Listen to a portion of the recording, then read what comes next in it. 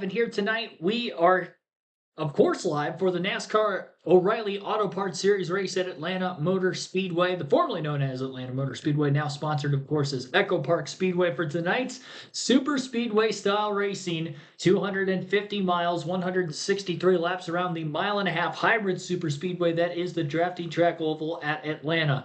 Hard to believe that we've already had 5 years worth of racing once this weekend concludes at Atlanta, with 2 dates a year at this very racetrack. And this weekend, probably my favorite of the 2 weekends. It's hot, it's slick, it's in the middle of the summer, and obviously none hotter than Atlanta, Georgia at this time of the year in July. Hence the reason we have some night racing not only tonight but tomorrow as well for the NASCAR Cup Series. And it is going to be huge on handling this weekend. Handling, and then not only getting the handling right, but who can execute the draft to their best performance. Usually on the drafting ovals, we see Richard Childress Racing sweep in the front row with Jesse Love and Austin Hill in this era of NASCAR, and especially here at Atlanta. But here tonight, that is not the case. Neither one of the 2 cars are able to qualify on the front row in qualifying that took place earlier this afternoon. Sam Mayer will be starting on the pole instead, alongside Carson Kvapil in the Junior Motorsports #1 Chevrolet, while Jesse Love will be starting in the 3rd place position. And as for Austin Hill, he actually qualified outside the top 10, believe it or not. Didn't even make it to the second round of qualifying earlier today. For the rest of the starting order, we'll go through that as follows. Sam Mayer going to be on the pole, as mentioned already, looking for his first win of the 2026 season. Carson Kvapil still looking for career win #1 as well. In row #2 will be Jesse Love and William Sawalich. Love comes into this race second in the point standing. Sawalich right around the chase cut line. In row 3 will be Sammy Smith and Sheldon Creed, who got his first career win in the spring Atlanta date earlier this season. In row 4, Brent Cruz and Roger Caruth back in the 88 for Junior Motorsports. In row 5, Taylor Gray alongside rookie Patrick Staropoli. And in row 6 will be Austin Hill, the multi-time Atlanta winner and Georgia native, alongside Brandon Jones, another Georgia native, in the field.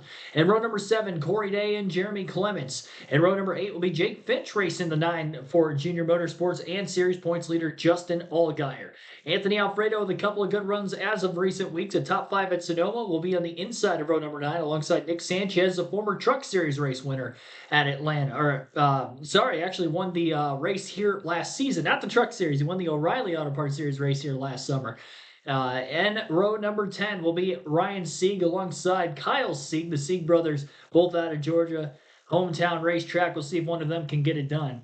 And row 11 will be Jeff Burton and Parker Retzlaff, who comes in still top 10 in the series in points. Dean Thompson, Leland Honeyman in row 12. Behind them, Harrison Burton and Garrett Smithley in row 13. Deeper in the field, row 14 for Ryan Ellis and Mason Maggio. Nick Lights and Brennan Poole in row 15. Glenn Ring, LeVar Scott bring up row 16. Row 17 for Joey Gase and Josh Balicki. Logan Beard and Carson Ware in row 18. And row 19 rounding out the field, the Jordan Anderson Racing Chevys of Blaine Perkins and Jordan Anderson himself. That is the starting lineup for today's Focused Health 250. Stage splits today will be 45 laps in each of the first 2 stages, and the final stage will take us to the end of the race, 73 laps. Fuel window just over 60 laps to make it on a full tank, so that final stage is going to be pushing the limit on who can make it on fuel, especially if we see cautions along the way. Truck Series race took place earlier this afternoon in a standalone event on the road course at Lime Rock Park in Connecticut. Congratulations again to race winner Grant Enfinger, who took the first win for himself in more than 2 years in the Craftsman Truck Series. Will we see a first-time winner for the season in the O'Reilly Auto Parts Series race here today? Very well could happen with this being a drafting oval. We saw a first-time career winner in each of the last 2 Atlanta races here. Of course, Denny Hamlin in the booth this weekend, surprisingly. His second appearance in the CW booth alongside Jamie McMurray. Parker Kligerman is not on call because he ended up in the truck race earlier in Lime Rock. They were completely out of state from where the Atlanta race is here, so that's why Denny Hamlin is in the booth with Adam Alexander and, again, Jamie McMurray.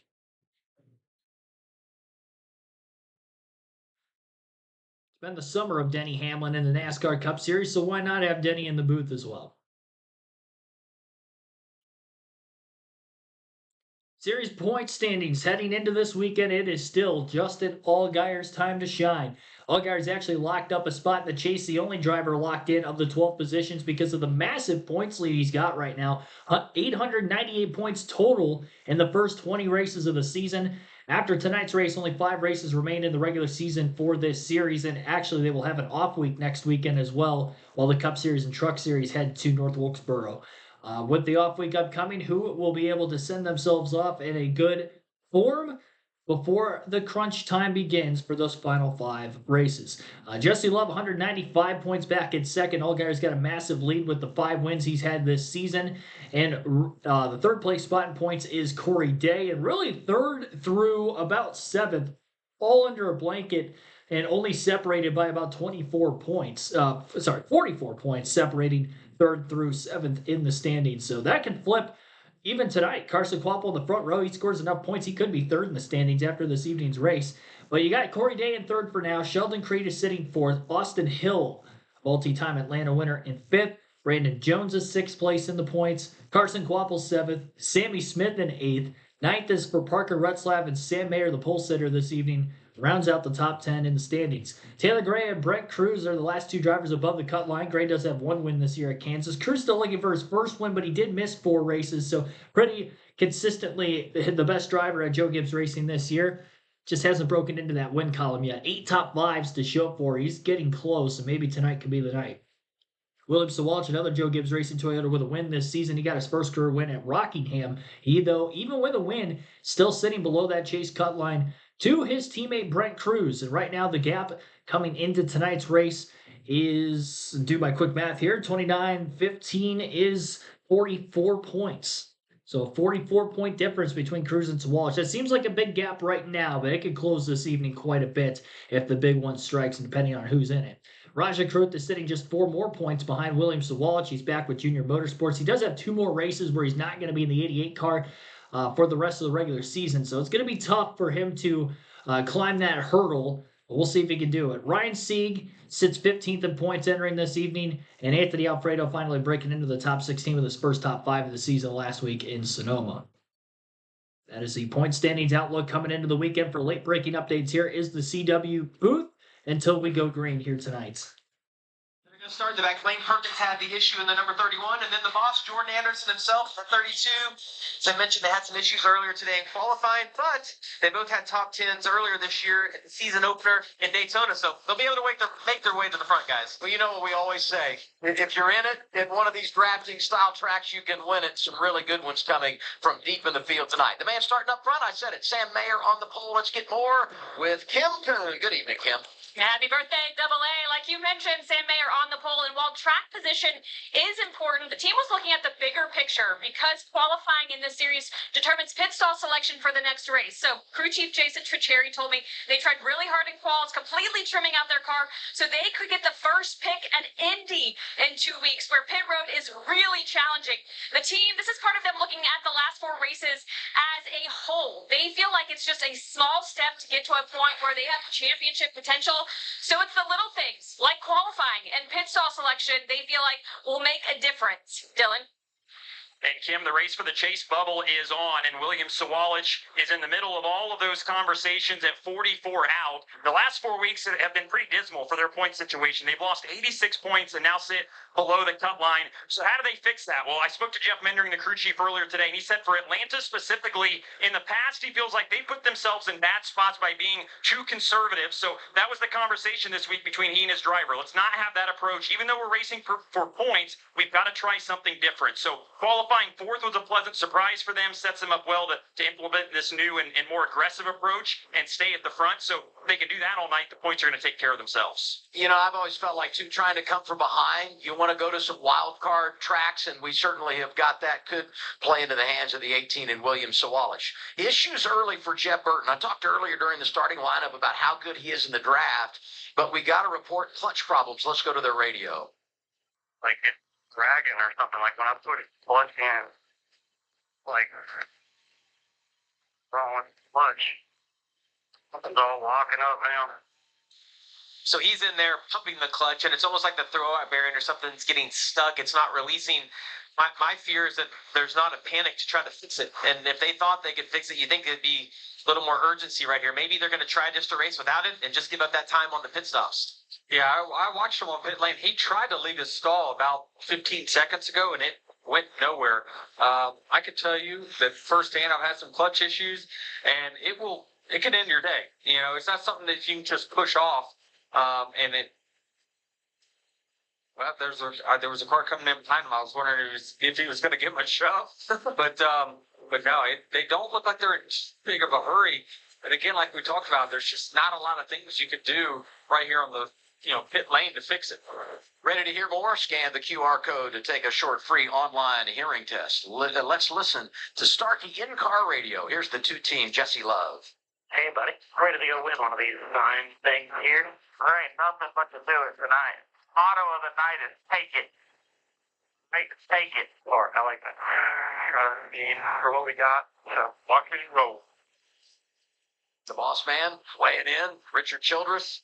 And for Jesse Love, the reigning champ, 2 of his 3 career victories have come in the draft. He's led a lot of laps, been impressive when it comes to racing at Echo Park, but has not won at this venue. It's going to be interesting. Get a look right here of the man himself, RC, up on top of the hauler. Watches every race from right there on top of the trailer.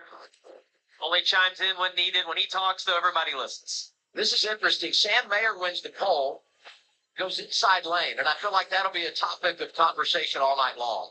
Well, we've seen the outside for sure in February. The outside was the preferred lane on every restart. So that's pretty interesting that Sam has elected to take that on the bottom, because I would think early on that bottom's going to be even a little bit harder, especially when they get back down to 3 and 4 with the sun baking on the track. You guys talked about it during NASCAR Countdown Live. This place was wild, and it delivered big time in February. 4 races to go. All right, pace car heads for pit road, and the field is about to begin this race, coming to the green flag for the first time, led by Sam Mayer, the pole sitter, and we are racing in hot Atlanta on a Saturday night in July.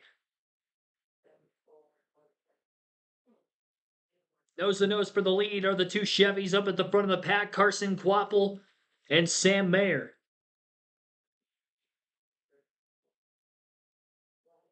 Mostly Chevys qualifying up towards the front of the field. Toyota starting mostly mid-pack, minus William Sawalich in the 18, who started in row number 2. Field still stays pretty much gridlocked 2x2 as they exit turn 4. And to lead the opening lap of the race, it's actually going to be Kvapil on the outside lane. Nearly making contact down into turn 1. Sam Mayer with a very aggressive side draft has the shortest route around the corner on the inside, and he will pull clear off turn 2 back to the wall and trying to keep control of the pack as much as he can in the early laps. Kvapil holding the 2 car. Jesse Love tightly door to door. Sam Mayer swings way wide, almost too wide. Across the front bumper of Carson Kvapil. Kvapil cut him a break, and Mayer leads lap 2 as well. Down to the bottom of the racetrack, nearly not clear on Jesse Love. Sam Mayer's making some bold maneuvers in the opening couple laps, and we've got a caution for the first time already today. Well, a decent amount this year in the O'Reilly Auto Parts Series. Joey Gase in the 55. It's like he maybe has leaked a little bit of fluid on the racetrack. We'll see how much of a cleanup that is. Just what a battle. Like it. And this is probably something that they would have found during practice, but here at this racetrack, you don't have practice.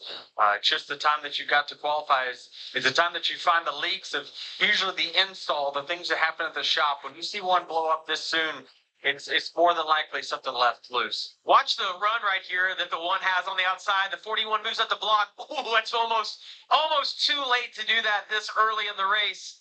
I love it, though, seeing momentum that these guys can get. It's almost like you get a bigger run here than what we see at Daytona or Talladega on the sides of the track. Yeah, the width of the racetrack is a big factor in how big the runs are.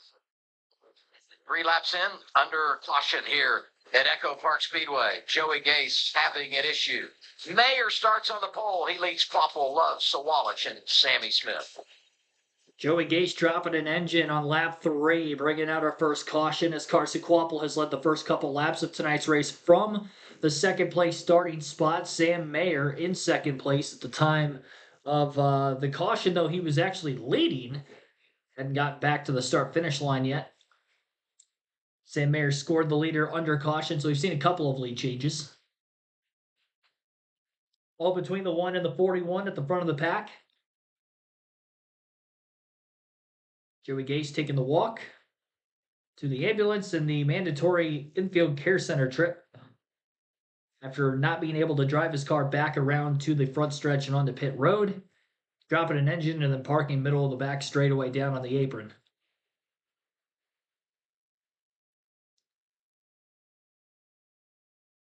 Seven cautions in the truck race earlier today in a 100-lap road course event. One red flag mixed in there as well. Though the first stage of that race, all 30 laps, did go caution-free.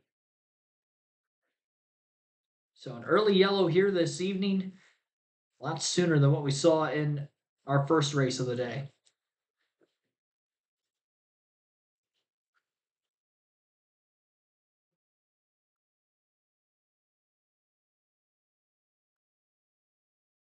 Shout out to those of you tuning in the early going of the stream. We got Bam Hall, Regine Huddleston, Dean Tate, Robert Goodrich, JoJo, many others. Welcome into the stream, everybody. Opening laps, caution out for the first time. Joey Gase dropping an engine and unable to make his way back around to the pit box on the front stretch.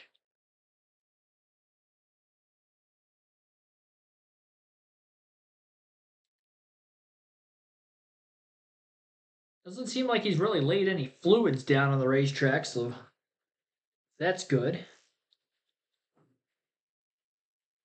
little bit of speedy dry on the front stretch that they had laid down just in case.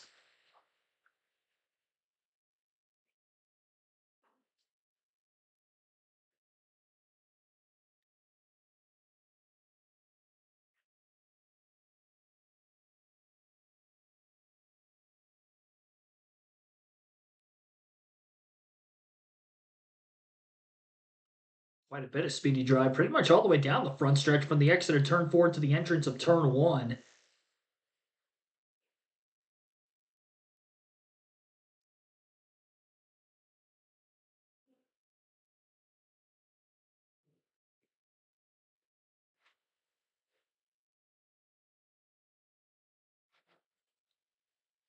Under the caution right now with Carson Kvapil on our screen showed as the leader, but again, it is Sam Mayer out in front at the time of yellow, going to the last scoring loop.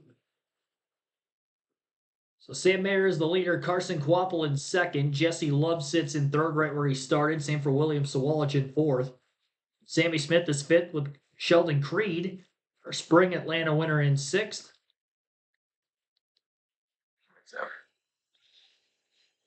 NASCAR on the CW is brought to you by O'Reilly Auto Parts, your professional parts people. The Credit One Bank, NASCAR American Express Card. And by Progressive Insurance. Get in the savings lane today. Visit progressive.com. The caution here in Hampton, Georgia, the O'Reilly Auto Parts Series talked about the problems pre-green for Jeb Burton. He's taking it to the garage. You get a view of what they're working on here, courtesy of the State Water Heaters onboard camera. Well, it's been a tough day for Jordan Anderson Racing. The boss man driving the 32 didn't make a qualifying run because they had a tire issue. Blaine Perkins had all kinds of problems in qualifying, and now pre-green, this for Jeb Burton. Yeah, and you got to think, too, it's going to be super discouraging for Jeff because these are the tracks he wants showcase places. Yeah, absolutely. You got to win at Talladega a few years ago, so, certainly it's going to be pretty discouraging for them. Let's get an update. Austin Hill back in 14th, Dylan. Let's get some Starkey radio communication here from the 21 team. Potential issue for the 21 team. Right.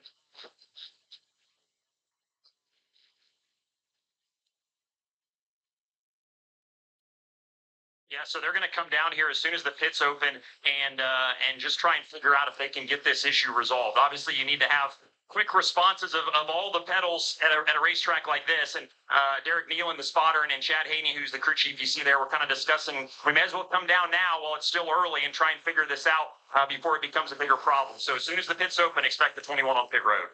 Well, I'm going to need Austin to get that fixed because he's my pick. Right. Okay, like we're going to have to get that sticky pedal worked on here. And usually it's kind of unique to have that kind of problem, this early in the race, but on a track like this, where usually where there's like rubber buildup or something at the racetrack, right, you can get something jammed in there and get kind of caught in the throttle cable. But early on, it sounds like another install issue. We're still working on cleaning up the fluid that was on track, so we'll sneak in another break. Sam Mayer, the race leader. You're watching the O'Reilly Auto Parts Series live on a Saturday evening on CBS. Glad you're with us. Cleanup taking quite a bit. They haven't even opened pit road yet. Obviously, not going to expect many cars to come down with it being a lap 3 caution, but obviously Austin Hill waiting to make his way to pit road when it opens because of a sticking throttle. Jeff Burton had some issues earlier where he felt that the clutch was sticking. He hasn't even started the race yet, as he is in the garage area from the get-go, so he scored in last. And obviously Joey Gase, who did start the race 37th, once Jeff Burton can return onto the racetrack following that issue, he'll make up enough laps to at least pass Joey Gase in the running order. But for the time being, not going to be the case. So 2 laps under green, the rest under caution so far. 8 laps in out of 45 in stage 1 and 163 total for the 250 miles. And tonight's focus till 250. We'll take our first break while the lengthy caution continues. You're listening live on KRC.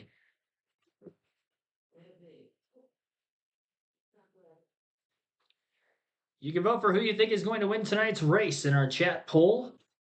My favorites for the win are all up there. You can vote between Sam Mayer, Jesse Love, or Austin Hill for the victory.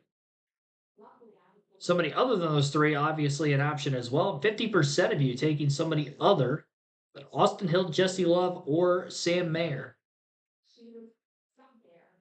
Bit of an upset win for Grant Enfinger on the road course earlier would have fallen under the other category in the truck race. Upset by way of getting his first career road course race victory, a longtime Truck Series veteran. 12 prior wins coming on ovals. One of which even on dirt in Eldora. Never on a road course or street course layout, and he was able to get it done here today. War of attrition race. We'll see if this one will be much of the same.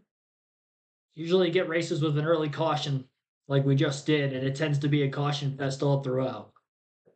And we've seen that numerous times in the O'Reilly Auto Parts Series this season alone. So we shall see. 2 lead changes so far. Carson Quavel actually led lap 1. About a half a car length ahead of Sam Mayer, and then Mayer was able to clear on the exit of turn 2, lap 2. Blood coming back to the line, and then the caution came out.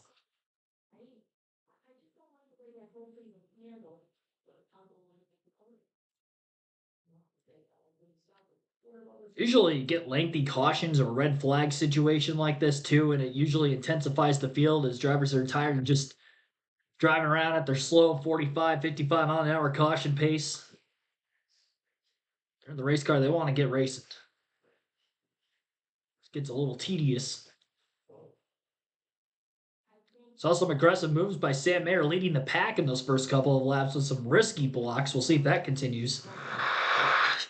The wheeling caution lights are on. The same wheeling emergency lights and sirens you see on the safety vehicles here at the track are protecting first responders in communities all across America.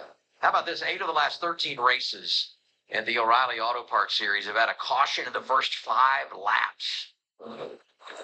So you got to get a quick reset.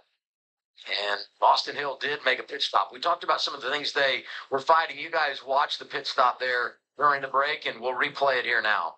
Well, they went under the hood. You saw the guy kind of working the throttle linkage. See this guy falling on the side of the car. And they didn't see anything. The only thing that they were able to do is just lube it up a little bit, and maybe it was dry. You know, you wouldn't think that from the shot, but that's a good sign. There you go. Little lube goes a long ways, Adam. Well, here's what I'm thinking. I mean, qualified 11th, right? A lot of times you just anticipate they're going to be up front. But RCR didn't qualify great here in the spring, and we're like, oh, no, what's going on? Well, yeah, if they can get everything worked out, and it sounds like they have, this is fun for us to watch this guy come from the back. And I wonder when we talk about qualifying, they used to be dominant qualifying, then dominant in the race. I wonder how much they've dialed back. Well, they've been saying that.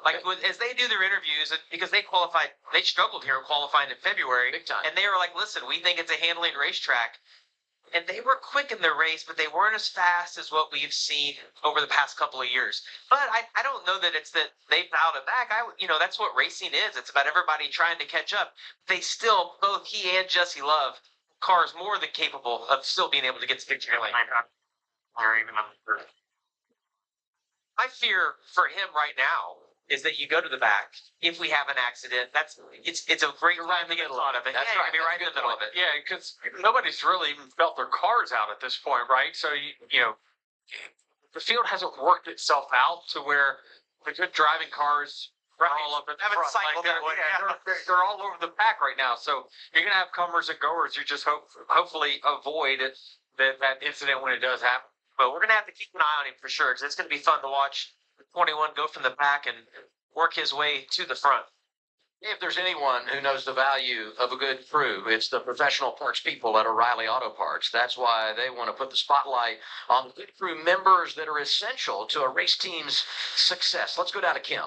Yeah, let's meet the jack man for Harrison Burton on the 24 car. Hailing from Houston, Texas, Noah Massey, you see right there, was recruited by Bowling Green to play football, but after 3 seasons and limited snaps, made the choice to step down to a D2 school, Angelo State. But that move put him back on the map after 2 breakout seasons. He got an offer from West Virginia in the Big 12, where he played for his final year of eligibility. And then it was on Big 12 Pro Day. Someone from NASCAR approached him about pivoting to racing, and he has not looked back yet. You see that victory lane photo? He recently got his first win as a crew member pitting for Corey Heim.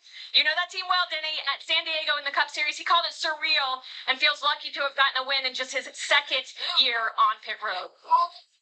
Yeah, this is great. Great story, and that's something that we've been doing at 2311. We've been going to a lot of different pro days and college football campuses, and for these guys, these are where the next athletes on these pit roads are coming from. And I saw him on the front stretch after Corey had won that San Diego race, and it was man, he was excited. He looks like a big teddy bear. Big old guy, smiling there the whole time, though, getting some love on TV. Good for him. It's fun to see these guys. And the evolution of pit crews from when you and I started in the Cup Series, when it was almost just true guys from the shop, to these guys now, massive.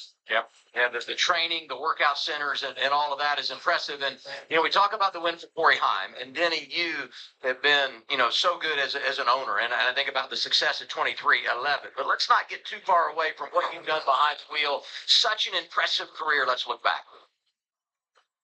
Speaking of Denny Hamlin, showing them all how it's done.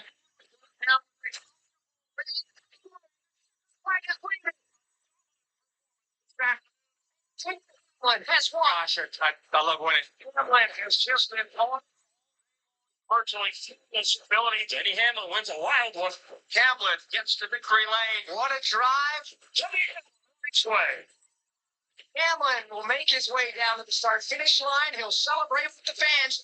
A mix of boos and cheers, but he welcomes it.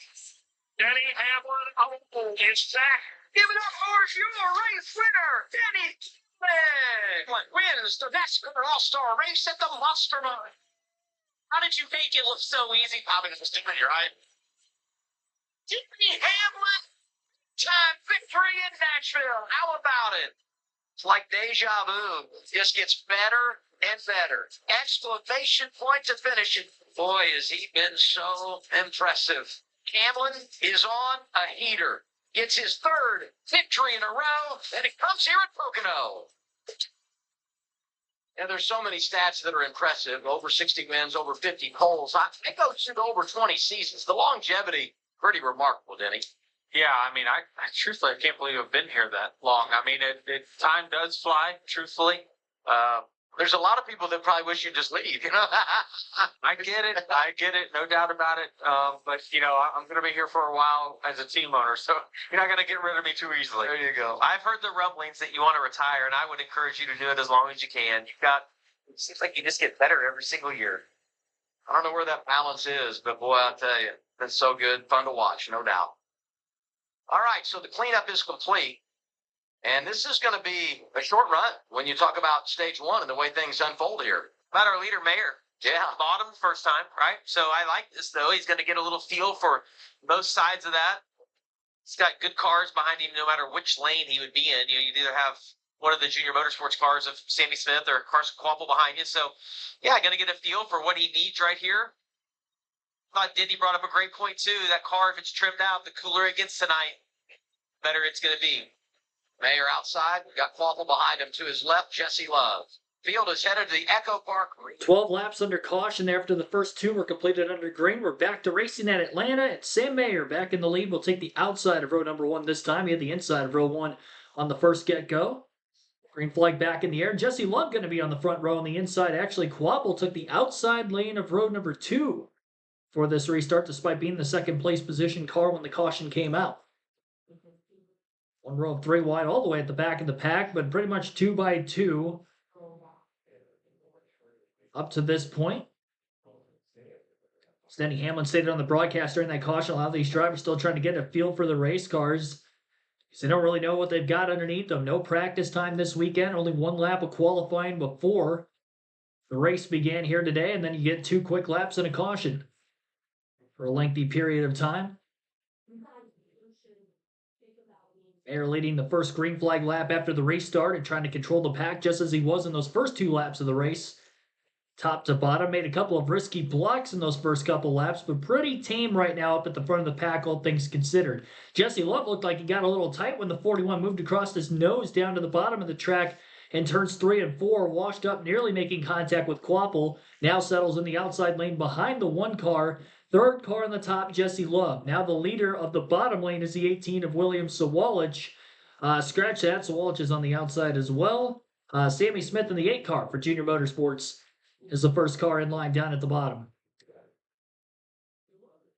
A lot of separation between cars on the inside line right now. And the outside much more coordinated. And we've seen in the O'Reilly Auto Parts Series a lot on this new Atlanta racetrack just how dominant the outside lane is. And we tend to see a lot of single file racing in both the truck and O'Reilly races here. They don't use their full super speedway package with this Atlanta Speedway in their series. It's kind of a hybrid of it where it's a higher downforce with the, low downforce with the lower horsepower, if you will, the restrictor plates.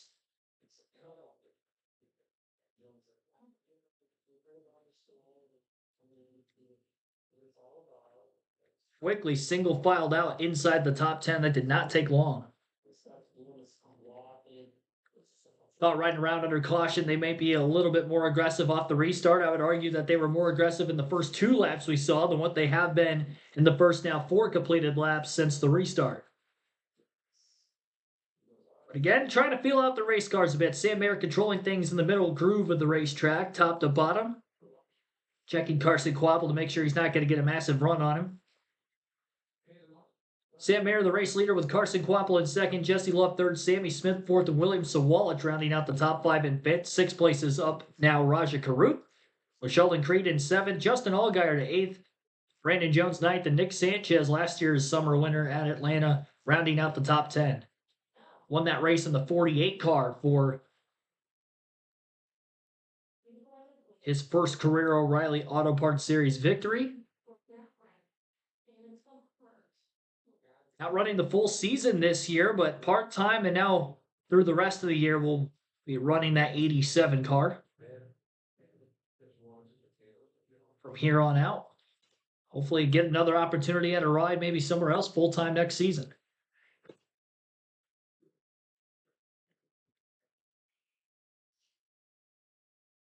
$15 votes in our chat poll for who you think is going to win this evening's race. Other at 40%, beating Jesse Love, who has 27% of the votes. Scratch that, make that 25 now. 19% of you say Sam Mayer, and Austin Hill, only 12% of the votes. You know how good he is in the drafting style ovals in this series. And in fact, a winner in San Diego just a couple weeks ago. Street course race there. And since Pocono, which was the last oval on the schedule, That was a 3-turn oval, 4-turn oval. It's been almost a month. Oh, we got a car in the wall up out of turn number 4. Sliding back down the racetrack. And that was the 92. Leland Honeyman. Making contact with the wall, going for a spin. I mentioned at the start of the stream, with the hot, warmer temperatures, it's going to be a slick racetrack. No surprise we've seen somebody spin off of turn 4 already. Handling going to be a big issue. We'll see if there was contact that led to that or not, but I would not be surprised if there wasn't any. Right front tire's flat on the 42. Maybe that's what happened. Though it doesn't really look like he's got much damage on the right side of his race car, so I don't know that he really hit the wall hard.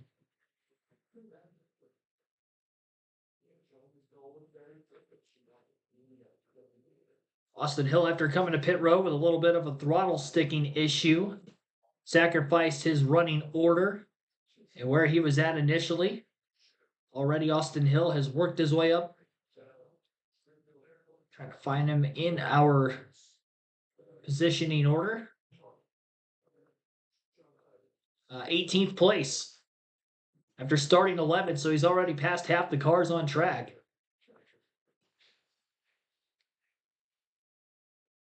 Honeyman all the way around.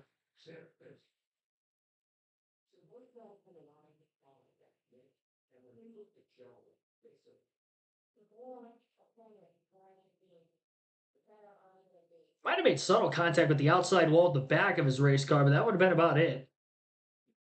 The spin started, he was already in the outside lane, so pretty impressive that he didn't really make contact with anything. Severely, at least. Should be able to continue on. A great job by a lot of cars missing him at the tail end of the pack as well. They were splitting nearly 4 wide around him, apron to the top of the track near the wall, to not make contact with that spinning 92 car. So Sam Mayer leading all but 1 lap of the race so far, under caution for the 2nd time already in stage number 1. AJF, welcome to the stream. Check yourself before you wreck yourself, yes. 92 being checked right now. Off and on again on pit road. So again, Sam Mayer leads coming up to the next restart. Carson Quapple in 2nd, Jesse Love 3rd, Sammy Smith 4th, Raja Karuth in 5th, William Sawallich 6th, Sheldon Creed in 7th, Justin Allgaier 8th, Brandon Jones 9th, Nick Sanchez rounds out the top 10 with Jeremy Clements and Taylor Gray 11th, 12th. Just past halfway through stage 1.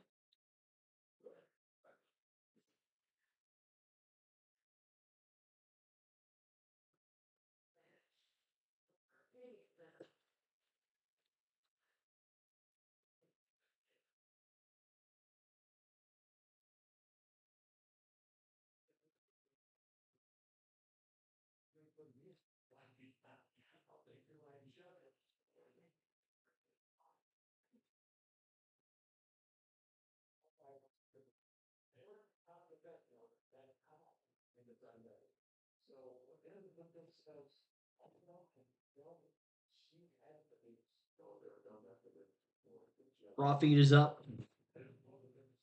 It is, but I'm trying to use the regular leaderboard a little bit more. I'm noticing that my raw feed is slow when it comes to lap by lap making changes in the leaderboard.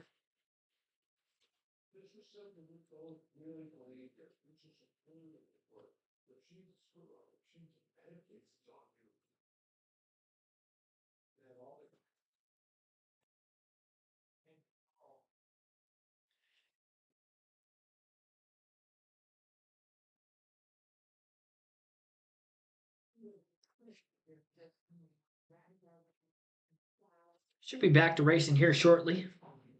Jojo, welcome back. Don't think Hill is ready for full-time in Cup. Yeah, probably not, if I had to guess. Obviously rushed into that with the passing to Kyle Busch. Might have been slated to run a few more starts for the end of the season in the 33 car, but not to the extent he's doing now. I can understand Jesse Love not being in the car if they had a feeling he wasn't going to be back next season.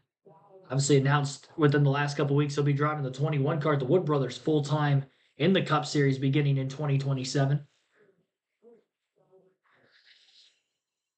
Super.com is giving NASCAR Fan Rewards members the chance to win a VIP trip to Daytona weekend in August.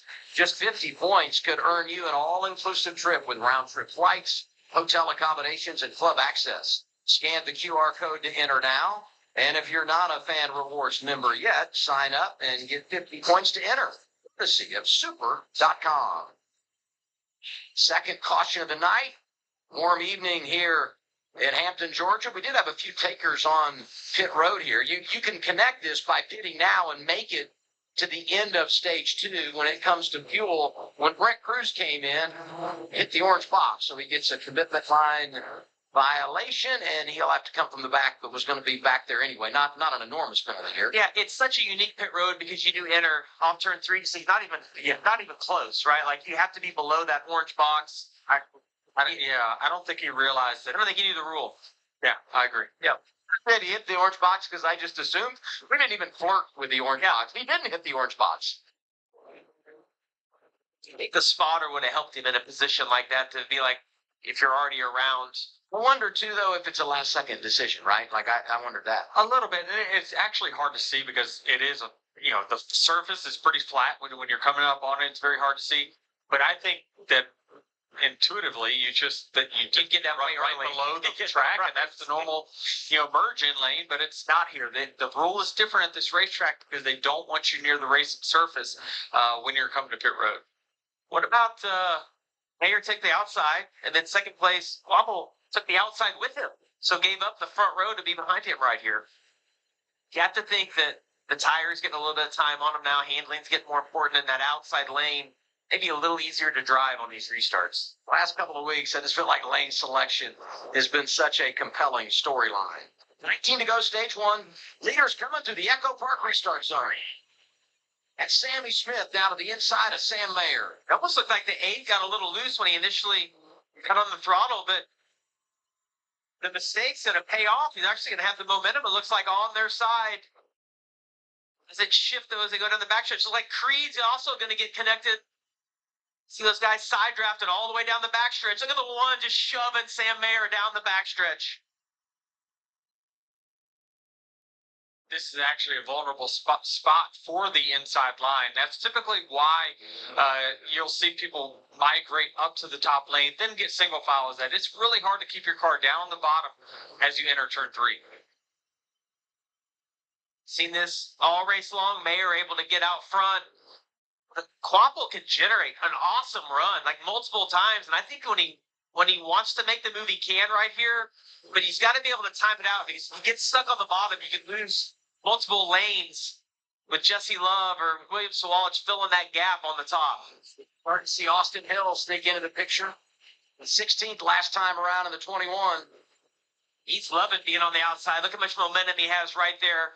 Therese really made all of his ground up is getting the guys outside. You got more on the 21, Dylan? It's interesting to see them work their way through from the back of the field. I spoke to Chad Haney, the crew chief, earlier today, and he said, what we've done in the past and how we used to win here, those days are gone. And what he meant by that was being at the front of the field and kind of controlling things. Now, obviously, they've got even more work to do. But the difference maker, he said, and we heard Austin say this pre-race, is Austin and Derek Phelan, the spotter that works so well with Austin. They almost can be reactionary to each other before they finish the sentence, before Derek finishes the sentence. So that spotter-driver relationship super crucial at these type of racetracks, and Austin feels like that's the difference maker for them always here, and we're seeing that on display now. Great information, Dylan. That's the one thing I picked up from the when we interviewed Austin Hill in our pre-race show earlier today, talking about that communication with Derek. And Derek's been around a long time, has won a lot of races, and he's one of the best at this type of a track. And when you get a combination, as I told you with Austin Hill at RCR, and then you get a great spotter, it's what you have to be able to win. You see Star Poli washing up a little bit in the middle, Austin Hill thinking about filling that gap. Thinks better when they all get back in line. Dean Thompson right there in the 26, really good start to the race, driving for Sam Hunt. Move right there by the 21 to go to the inside. It almost looked to me like he got tight through the middle of 1 and 2. then was able to get to the inside. This is a cool perspective, that gyro cam when you get out there.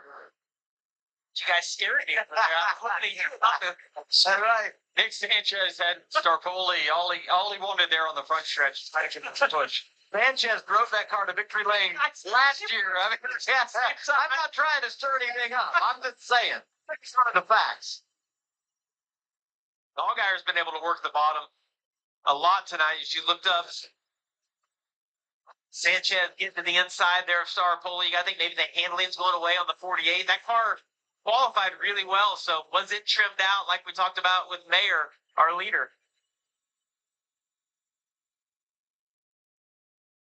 Riding with Raja Caruth. It's the St. Vincent and the Grenadines onboard camera. Looking back at Justin Allgaier, 4 of the top 6 right now from Junior Motorsports. And that 88 really good here in the springtime with Raja behind the wheel.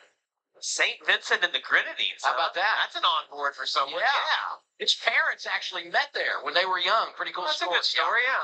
We should go there on the off weekend, Adam. Hey, you know, it's yeah. The Chamber of Commerce. See what we can get together. I'll be interested to see how Roger runs this race. I think he races best when he's loose, but he's in such a vulnerable spot in the points. Points, right? It's like, well, you need a good solid day here. You can't afford it, especially when you're in this car, right? He's only got so many races in this 88. He's in a good stretch now of races that he's in it. You got to take advantage of that. He goes back to the 32 next week. Ooh, look at there for the lead, his teammate. Tell you what, there you go. Oh, and he made it look easy. Went to the inside. It didn't really look like Mayer was able to challenge him just the shorter distance around the bottom of turns 1 and 2. Somewhere Carla Metz is smiling. She picked him pre-race. That's right. That's an impressive move. No doubt about it. Yeah. Usually you can time a run out, especially at this racetrack. We talked about how narrow it is. The runs become big here, and they're actually the end of the straightaway on the front stretch. For whatever reason, the bend in that straightaway there just creates huge runs, and you'll see it a lot tomorrow in the Cup race as well. Shoot down to the bottom, you usually can get yourself back up. Interesting to see if Mayer counters. Does he try to get back to the lead? Oh, look how loose that car is. Hang on. Oh, Sam Mayer gets to the wall. What a ride. This is what we talked about. That car is vulnerable in these type of conditions. he's got a flat. Oh, look out. Well, this is deja vu, right? In the spring, starts on the pole.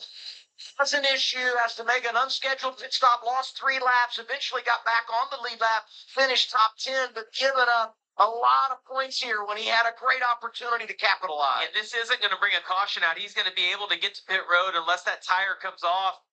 It was pretty big contact he had on the exit of turn 4 to knock that tire down. I think you said it, Denny. It's back in a little bit of dirty air. Gosh, he chased it forever. I didn't like that I hear that the team trimmed out for this race to just get a good pit stall for Indy. I don't know about that. Let's go to Kim. Yeah, he'll come down so they can change that flat right front, and this kind of really foils their plan. Crew Chief Jason Trincherry told me points are all we are concerned about in the next 4 races. Their goal is to try and get to the top 6 in points before the chase starts, so this certainly hurts their chances of gaining any state points here tonight. Mayer's on the road, making the unscheduled stop with the issue. And look at the Alliance car, 51 Jeremy Clements, major In the top 3. veteran driver from South Carolina. Yeah, he's been very impressive. Absolutely. Mile and a half this year. I mean, they've made a lot of changes and a new alliance, I guess, this year. So, yeah, Jeremy's been very, very impressive. Like the fact that he didn't care. He might go to the back of the pack right here. He's like, listen, it's right to be on the bottom. He almost got to the lead within about a half a car length. You see now having to fight back with Creed. Get another look at Sam Mayer. Watch it how long. Look, the car's out. Loose. He's chasing it. It finally caught. Honestly, it didn't look to me like he hit that hard to knock a tire down. Did he maybe have a flat prior to that? Is that what led to that? I'd love to hear from him and see. I would imagine he did. Oh, no. It looks like he's just loose. Chasing, and his cars, especially with this aerodynamic package on this type of racetrack, this early in the race, Not a lot of rubber on the racetrack. This is the loosest the track is going to be. It's going to continue to get tighter as the race goes on. Not just in grip, but this track is different. Usually on racetracks, you want the track to, it'll have its most grip when it's green. So not a lot of rubber on it. This track is the opposite of that. That's weird, huh? It actually gets more grip the more rubber that gets put down. So as the night goes on, it gets cooler. We talked about it'll gain grip, but not only that, but it's the rubber that gets laid down. And a lot of it is because this tire is more than likely the hardest tire that Goodyear has this O'Reilly series on all year. That's such a great point. It's unique, like the asphalt maybe even being a little bit different. Some of the newer repaves tend to gain grip as they get rubber laid down on them. Well, these guys are going to want it. That was See tight. these cars. Look at Creed, how loose he is on the bottom. Raja's going to have to run now. Take it on the inside. Clement's behind him.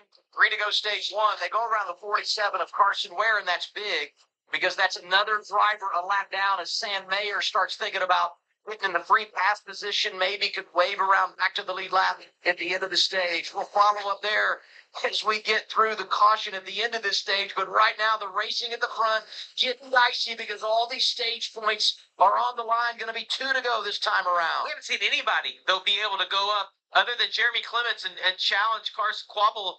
It's a great view as we see the 2-car. Look at the run that Sammy Smith's going to have behind. What does he end up doing? Does he try to take the run right here? Love's going to time it out. He does. Goes to the inside.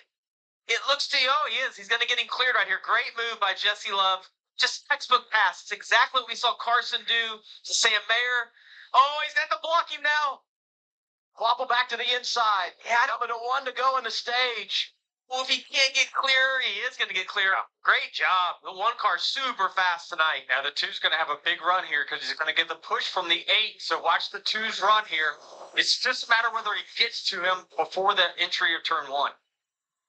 So much on the line. Want to take advantage when you're in position to get these points. And everybody up there racing for something. And you see Jesse Love trying to go to the outside. You're trying to build that gap a little bit so you can have some momentum down the backstretch, but it just doesn't look to me like they were able to get the run they needed. Sammy Smith, ooh, the 2-car must have got tight right there behind him. Sammy Smith, great job to get back inside of him. Junior Motorsports 1 and 2. Entertaining into the opening stage. Caution comes out. It's going to be Carson Quapple that wins the opening stage. Problems for Brandon Jones. Looks like a flat right front tire, a little bit of fender damage. If you look at the There's damage on both sides as well. It does. Most recent winner, and you know he wanted to come home and make a splash at Atlanta, and some issues as we wrap up the opening stage. And as you look at these results, just put a little bit of an asterisk there, no doubt on Quapple. But because we're paying points on the final lap of a stage, you score based on where you are at the time of caution. So there could be a little movement there. We'll follow up. Let's see what happened here to Brandon Jones. See, he's got a little run on his teammate. Oh, he just got up, got a little bit loose. Wow. Oh, Contact Austin Hill. Now, Austin Hill into the stage 12, but maybe a little damage there. Carson Quapple able to win the opening stint of the race in Atlanta. yeah, they're going to have to go to the last scoring loop to decide the finishing order of stage number 1, since the caution ended up coming out as they were coming to the green-white checkered flag. The leaders did not quite get to the start-finish line yet, as a little bit of a spin there by Brandon Jones off turn 4, coming to the finish of stage 1. A little bit of contact to the left front of his race car by the nose of the 21 of Austin Hill, who was unable to miss the spinning 20. So the 2 Georgia natives get caught up in an incident together. 3 cautions, all for incident in stage number 1 in those first 45 laps. Carson Quapple, stage 1 winner tonight, a fast race car. It looks to be pretty good handling, especially towards the front. Led for 14 laps in the opening stage. Sammy Smith goes on to finish second, so a 1-2 finish for Junior Motorsports there. Jesse Love third, Raja Karuth, another JRM Chevy in fourth, and Sheldon Creed rounds out the top 5 in fifth. Jeremy Clements looking impressive, challenge for the lead at one point, finishes 6th in stage 1. Corey Day 7th, Justin Allgaier in 8th, William Sawalich 9th, and Dean Thompson gets the final stage point in 10th. Quite a few caution laps already with those 3 yellows so far. And on to stage 2 here tonight at Atlanta. We'll take a quick break. You're listening live. Emogene Blevins, thanks for tuning in.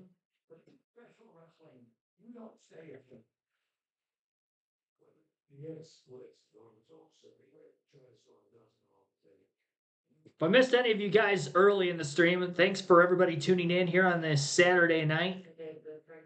NASCAR Cup Series racing will be tomorrow night at Atlanta, and we'll begin things off at 6:30 p.m. Eastern. So 6:30 p.m. Eastern tomorrow night, Atlanta, NASCAR Cup Series action.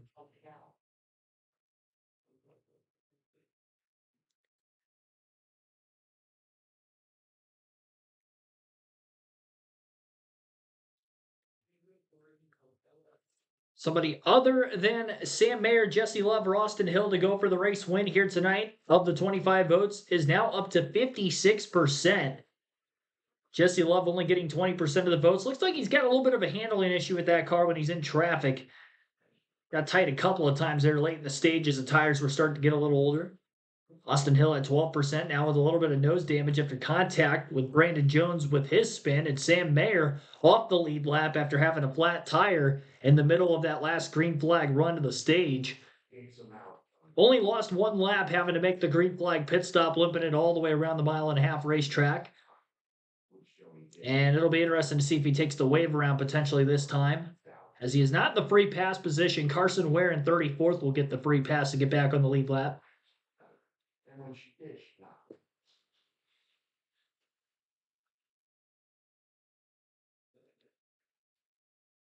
Three lead changes, 3 cautions in the first 45 minutes to get through stage 1 of 45 laps.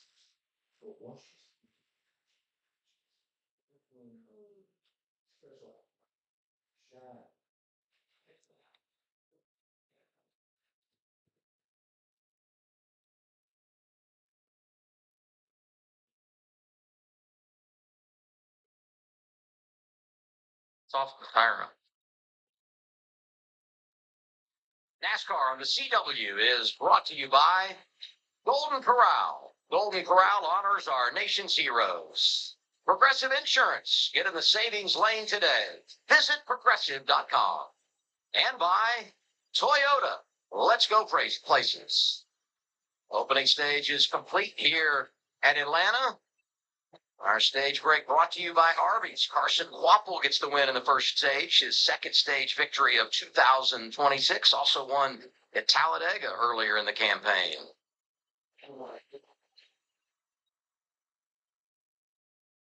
Now you've got the track position. You got control of the race. You want to keep it here.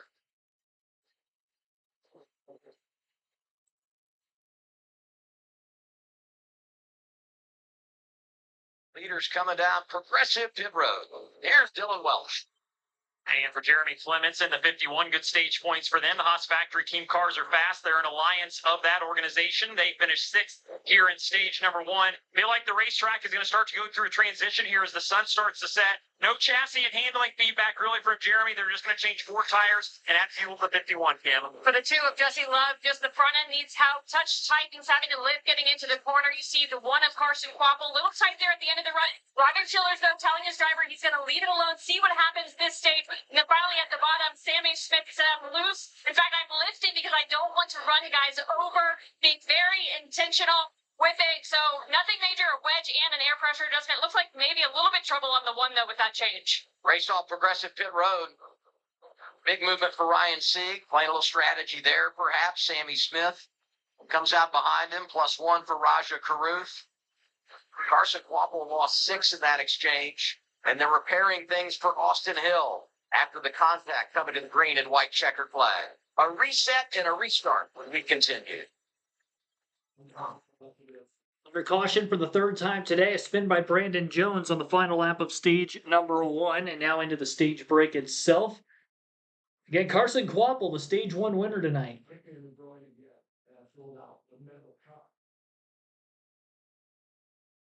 Ryan Sieg won the race off of pit road. Waiting to see if anybody might have stayed out of the pits. With Brent Cruz and Harrison Burke now leading the race, I wonder if they may have pitted during the middle of the stage for fuel. Stay out during the stage end. Brandon Jones, I would imagine, will be back to pit road again since he had gone for a spin, and I would imagine Sieg, who won the race out of the pits, will now be in 3rd. Sieg did not take 4 tires on that last pit stop, trying to get some track position.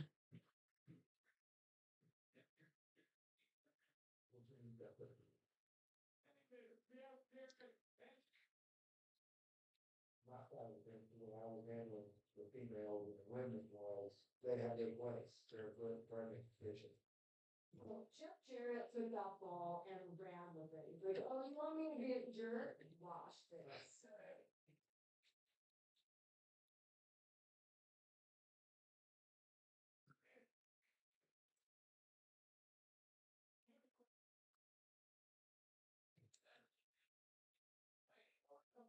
All right, so Brent Cruz is going to be the leader. I was right on Cruz and Harrison Burton staying out of the pits. They're first and second. And then Ryan Siegel won the race off pit road, going to be in third. With Sammy Smith, Raja Caruth, Jesse Love right there behind him.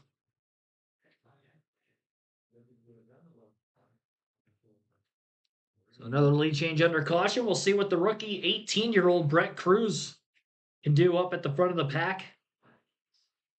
There's nothing like build up. Flipping the field to get the track position. No stage points for him.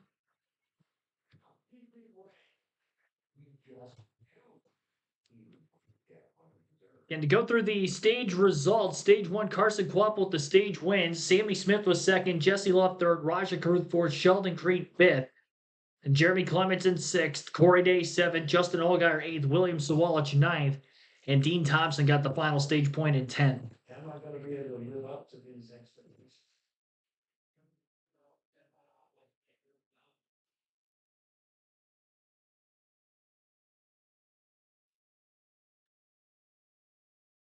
They quickly get each other with everything.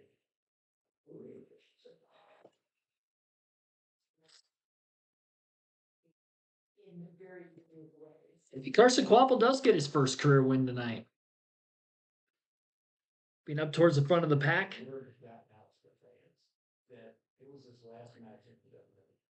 So naturally, everybody's expecting, well, Jeff's going to lose.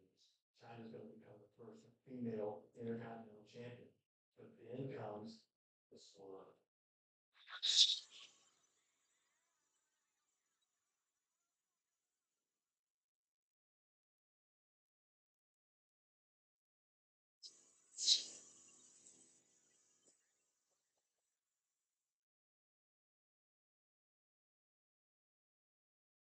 And now we do our golden moment, brought to you by Golden Corral. Whole lot going on in the pit lane. Look at that. Slides it in there, back around. Mention the fact that Kvapil lost 6 spots in the pit road exchange. Go with the left rear. They struggle to get that left rear tire off, and once it gets caulked, it's really hard to get it pulled out.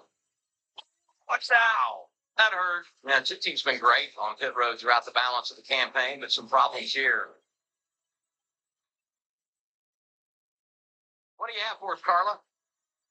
Hey, Adam. Yeah, I'm here in Victory Lane with the CW All-American actor Michael Evans Belling. Today's Grand Marshal for today's race. That's pretty big. You're getting ready for that 8th and final season of All-American on the CW. How big of a weekend has this been for you? It's been an awesome weekend. First time doing something like this. I mean, you hear the roar of the engine. I love sports. I love being able to be around competition. So to be able to be here and start those engines was really, really fantastic. We appreciate you joining us. Adam, he placed Jordan on All-American on the CW. Look forward to checking it out. Thank you, Carla.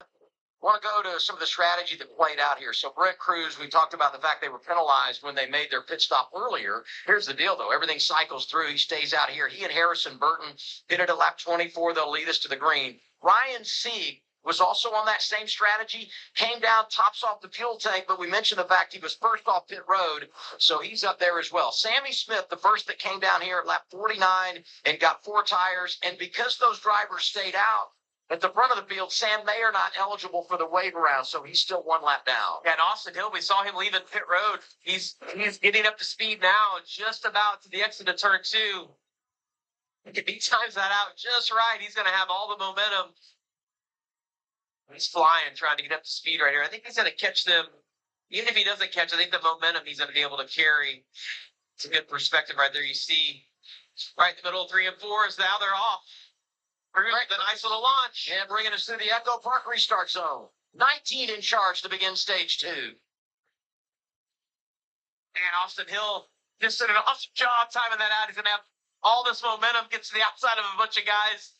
So they have C pinned on the outside, just fading to the back with no momentum. Inside lane, wins out on the restart. Harrison Burton with a jump. And right behind him, Raja Caruth.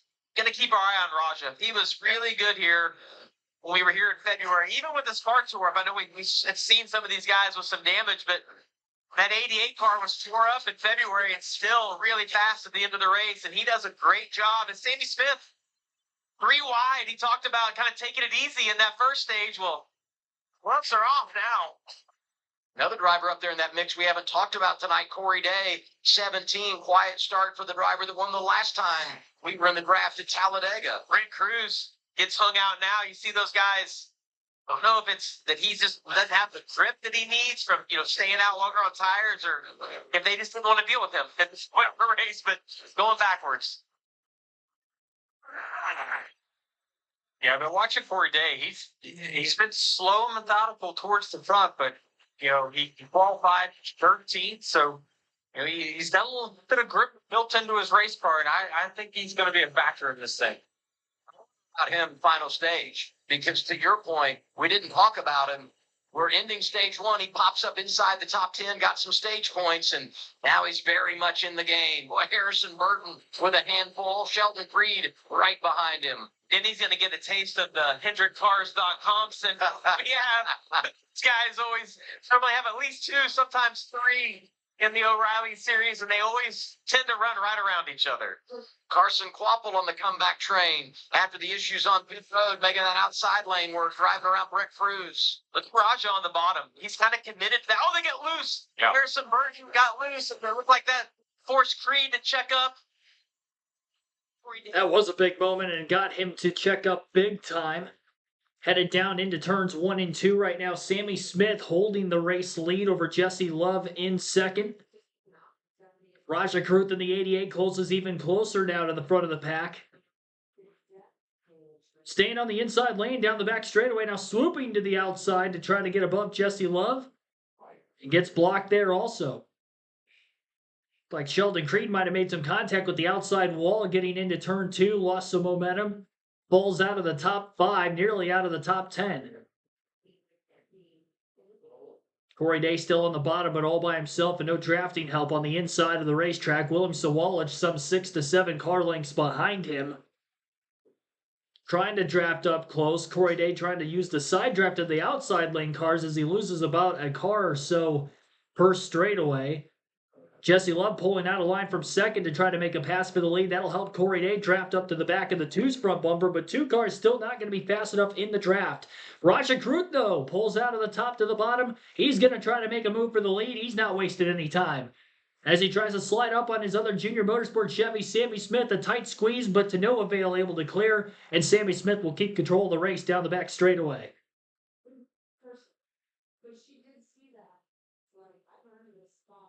Out of nowhere, Justin Allgaier in the number 7, working his way to the front of the pack. And despite all being teammates at the front of the pack, we got a spin for Patrick Starpoli trying to get on to pit road. We do stay green for right now. He's in the grass on the front stretch. And it looks like he's just going to return to the racetrack and not to the pits, which is interesting. Have a spin like that down towards pit lane. I'm surprised he didn't just drive into his pit box, but he returns back onto the racing surface. Maybe going to just try to stay in the lead lap for as long as he can. But as he's all alone and trying to build speed, we stay green to the end of stage 2. He's going to get caught by the leaders. Big save by Patrick Starpoli, who got loose in the middle of 3 and 4 on the outside. A lot of sun still beating down on that side of the racetrack. Probably far slicker there than the much shaded turns 1 and 2. Between the sun setting behind the grandstands and those billboards being up in the middle of turns 1 and 2. Sun kind of setting over that side of the racetrack. Seen a few spins already. That being the 4th spin in turns 3 and 4 in just the first 63 laps of 163 tonight at Atlanta. Back to single file amongst most of the front of the pack. We'll go through the full field running order here in this one. Just about to wrap up the first hour of racing tonight. Sammy Smith is the race leader and has led for 9 laps. Justin Allgaier in second has not yet led today. The highest he's been in the running order. Raja Caruth took a shot at the lead, but didn't quite get there a few laps ago. He is now 3rd. Corey Day 4th, and Carson Quapple, the Stage 1 winner, rounds out the top 5. So all Junior Motorsport. Four of their cars of the five inside the top five, and then Corey Day, the Hendrick Chevy, is right there with them. After Corey Day in the top five, you got Sheldon Creeder with 6, Jeremy Clement 7, Jesse Love 8, Parker Retzlaff 9th, and William Sawalich rounding out the top 10. Brent Cruz in 11th, Harrison Burton 12th, Nick Sanchez 13th, Taylor Gray 14th, and Anthony Alfredo in 15th. Dean Thompson 16th, Austin Hill back up to 17th, Jake Fitch in 18th, Brandon Jones 19th after his spin, and Jordan Anderson in 20th after starting dead last. Brendan Poulin 21st, Ryan Sieg 22nd, Kyle Sieg 23rd, Mason Maggio 24th, and Nick Lights 25th. 26th for LeVar Scott with Josh Bilicki 27th, Ryan Ellis 28th, Glenn Reen 29th, and Garrett Smithley in 30th. Logan Beard in 31st. Patrick Starpoli just spun moments ago is the last car in the lead lap in 32nd. Sam Mayer did not take the wave around. He is still lapped down in 33rd. Currently the first car 1 lap down and also has led for 33 laps today from the pole. Leland Honeyman had a spin in stage 1. He's 34th. Carson Ware 35th. Blaine Perkins 36th. Joey Gase 37th. And Jeb Burton had his issues at the very start of the race today. He has still not made a lap. The clutch was sticking, unfortunately, for that 27 car, so he has not made a lap yet today. Didn't even get to start the race. And Joey Gase, of course, the engine failure on lap 3, out as well. 2 cars off track, 36 still on, with 32 of the 38 starters on the lead lap. 6 lead changes, 3 cautions. Caution free, though, so far through stage 2. And again, about an hour into the race, 23 laps of yellow total out of the 68 laps complete. Slow pace to start tonight's Under the Lights race at Atlanta. Definitely a hot, slick racetrack, as we were expecting. All the spins handling very much mattering here tonight. This hybrid drafting oval at Atlanta handling matters much more here than what we've seen at Daytona and Talladega across each of the top 3 series that races here. We're going to see that in the Cup Series race tomorrow as well. Treat the Cooper, thanks for tuning in, waiting for a wreck to happen. Well, or a wreck waiting to happen, I should. 2 different meanings, the way I kind of flipped around that sentence.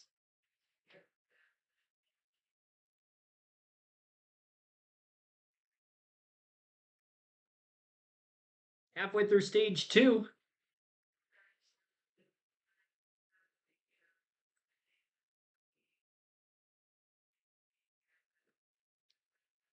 CW. Halfway through stage 2 is the O'Reilly Auto Parts Series live on CW from Echo Park Speedway. Just outside Atlanta. Entertaining start to the race. Stage 1 goes to Carson Quapple. Junior Motorsports has looked outstanding. Sammy Smith leading right now. Jeremy Clements continues to impress in the 51. Parker Retzlaff has worked his way to the top 10. So new players in the game here. I tell you, we were talking during the break that I'm confident the 51 is the best driving car right now in that front pack. If he can just figure out how to time his runs, stay in the draft at times, know when to pull out, I tell you, he's got a lot of speed. Well, speaking of big runs, watch this. Creed has a massive run. Oh, gets right to the back of Carson, who moves up, trying to get back in line.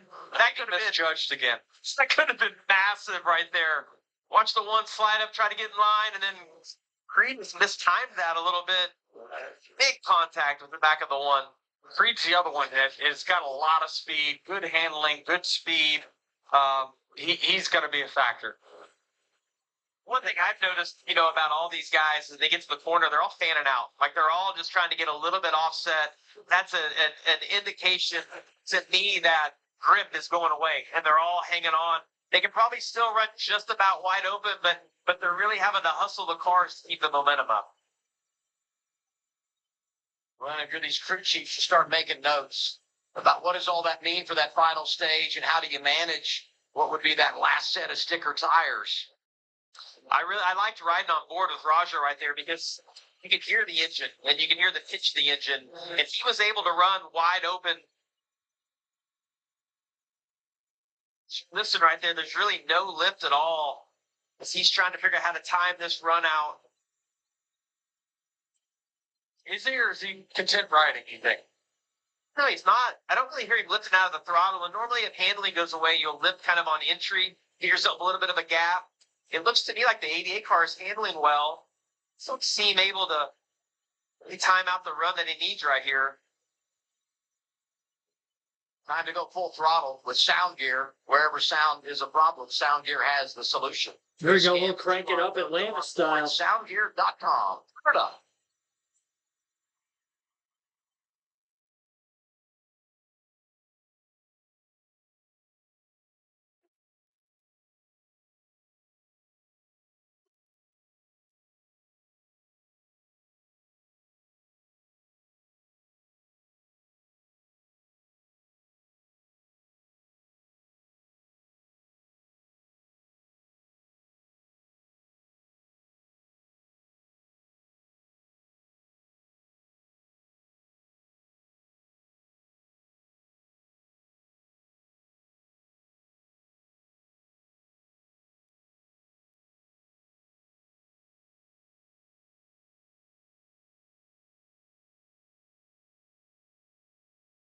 Impressed with how tight Raja, Justin Allgaier, Sammy Smith, those three cars, look how tight they're running together. You see Carson Kvapil has that little bit of a gap. He'd like to be up there, but they handle him. His car won't allow him to do it. But Yeah, they're putting themselves a little bit of separation from the rest of the pack right now. If we look at the intervals, Sammy Smith leads by only a tenth of a second over Justin Allgaier and 0.2 over Raja Karuth in third. Carson Kvapil's 0.8 of a second back and fourth, and a 1 second difference to Corey Day in fifth. You don't see that on drafting ovals very much. That just goes to show that Junior Motorsports came to play today, that they have the top 4 cars in the running order, and they are pulling away from everybody. An affiliated car in fifth of Corey Day from Hendrick Motorsports. Get back to sixth place. Jeremy Clements is 2.1 seconds out of the lead. Sheldon Creed 2.4 seconds back in seventh. Jesse Love 2.6 seconds out of the lead in eighth. Parker Retzlaff 2.8 back in ninth. And William Sawalich rounding out the top 10 is 5.2 seconds off the race lead right now on, again, a drafting oval here at Atlanta.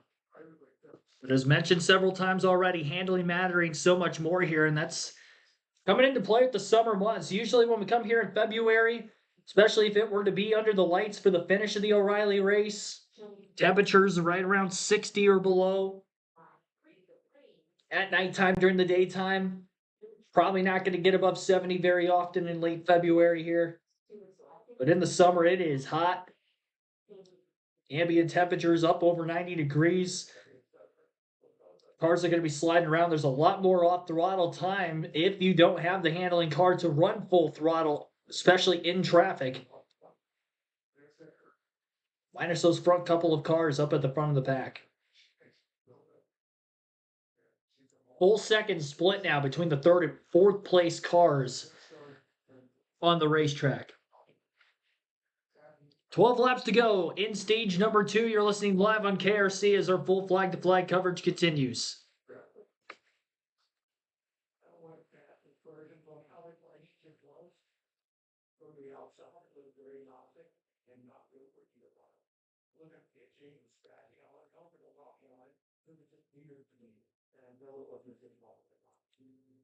Was hard on the beach road, and I didn't realize at the time I was doing drugs in the shower.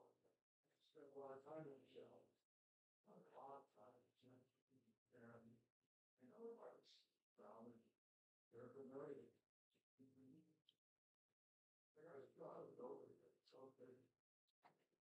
So if we talk about strategy a little bit as we're getting closer to the end of stage number 2, the fuel window in that final stage is going to be just outside of being able to make it if stage 3 goes caution-free.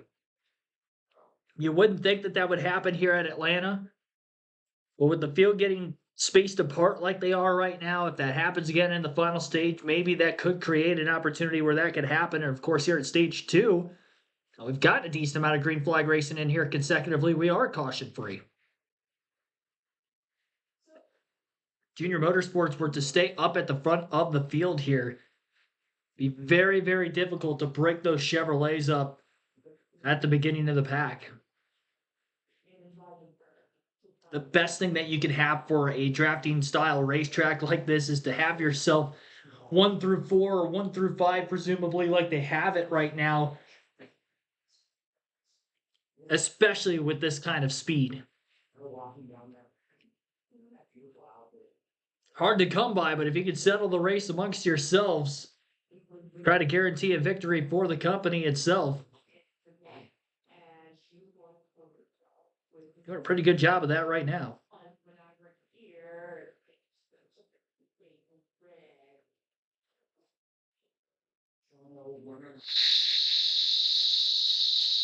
Test your luck and make your power play by heading to your local lottery retailer to get in the game for tonight's estimated Powerball jackpot of $457 million.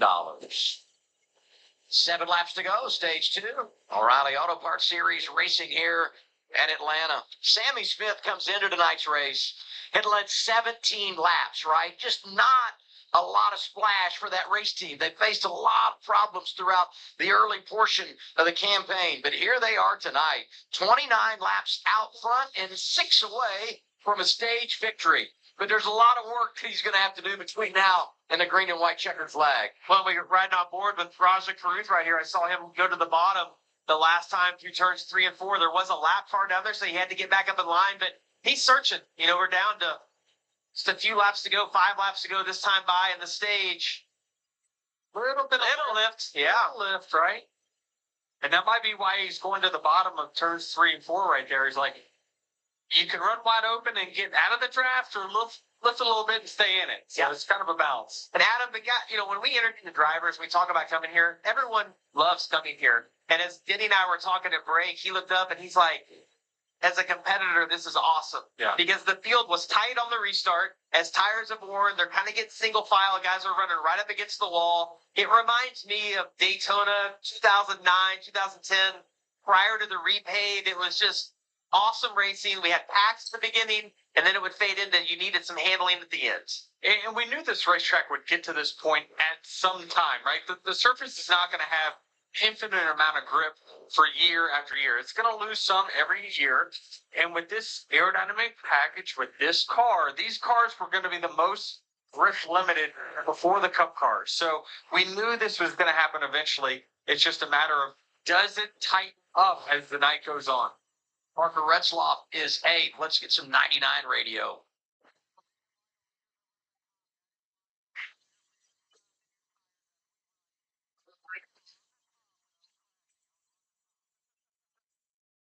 Well, yeah, normally there's an F-bomb that comes out in the middle of the principal and crew chief that, but Retzloff maybe too loose to run around the top of the racetrack, so he's having to get some clean air and run just a little bit lower. They can make some adjustments so to get that car better for him. Yeah, and I agree. That's a great assessment. The reason he's running lower there is he needs the air. He needs the air to push down on that car.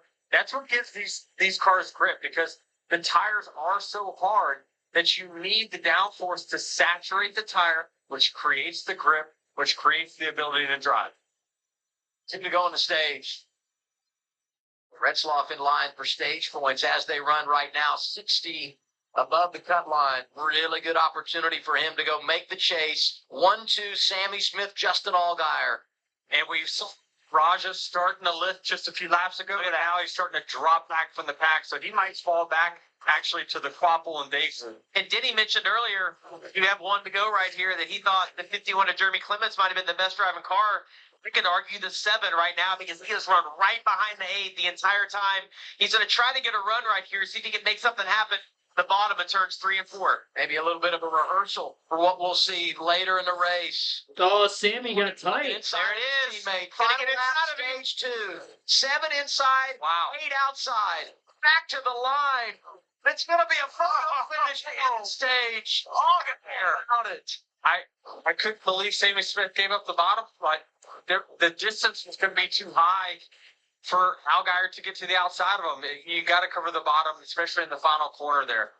Allgaier, by 3/1000ths of a second, gets the stage 2 victory. Listen, Adam, you said it. You got to use the end of that to learn. Sammy Smith's going to learn as well. If he's in that position at the end of this race, he doesn't open up the bottom. Allgaier, 7th stage win of the year. I don't think he meant he. for him There's to no way he'd watch that far up the racetrack intentionally. for the green and white checkered flag. Head of the curve. I imagine the car stepped out from underneath the Sammy Smith, and he was dealing with some, issues like everybody else was with handling minus that 7 car. Even on a drafting oval, Justin Allgaier's dominance in the season continues as he wins stage 2 here tonight at Atlanta. Sammy Smith second in the stage, Rajah Caruth third, Carson Kvapil fourth, and Corey Day rounding out the top 5 in 5th. Jeremy Clements in 6th, Jesse Love 7th, Parker Retzlaff 8th, Sheldon Creed 9th, and Austin Hill back up inside the top 10. And we shall see. We're talking about RCR usually dominating at Atlanta, but it is Junior Motorsports here this evening dominating, with Carson Kvapil winning stage number 1, and now Justin Allgaier in stage 2 leading his first laps of the night. Sammy Smith has led for 34 laps, most laps led in the race. Rajah Caruth hasn't led yet, but he was up in 3rd for most of that stage.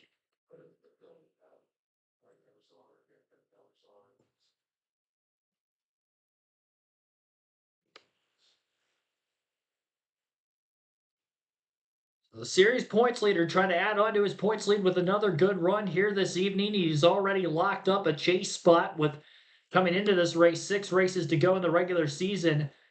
And now he wants to wrap up that regular season championship a race or 2 early as well.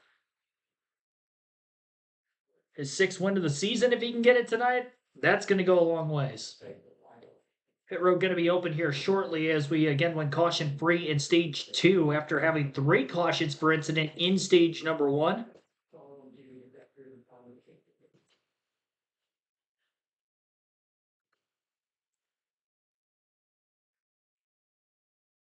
Roughly 70 laps to go. Atlanta on a Saturday night. We'll take a quick break here as our continuous coverage of the O'Reilly Auto Parts Series Focused Health 250 continues. What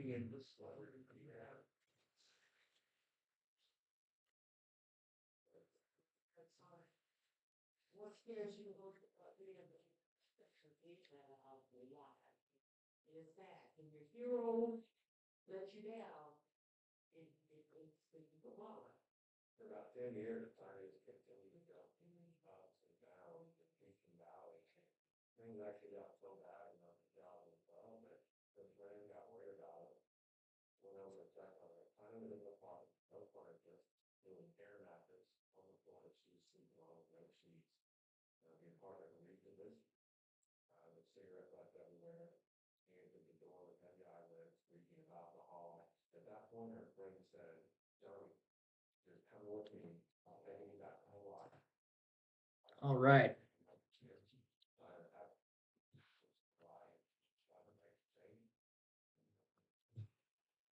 I don't know what the gap at the end of the stage was back to the 10th place car, but at the time that we checked the intervals there when things were starting to space out, it was about a 5-second difference between 1st and 10th. On a drafting oval, we had it as much of about a 1.5 difference between 1st and 4th. Definitely too far back to really stay in the draft of the cars that are up ahead. The only driver who looked like he was able to run pretty much full throttle there at the end of the stage was Justin Allgaier. So if we have another 30 to 40 plus lap green flag run, maybe expect more of the same. Even if the track temps cool just a little bit as we get into the nighttime skies.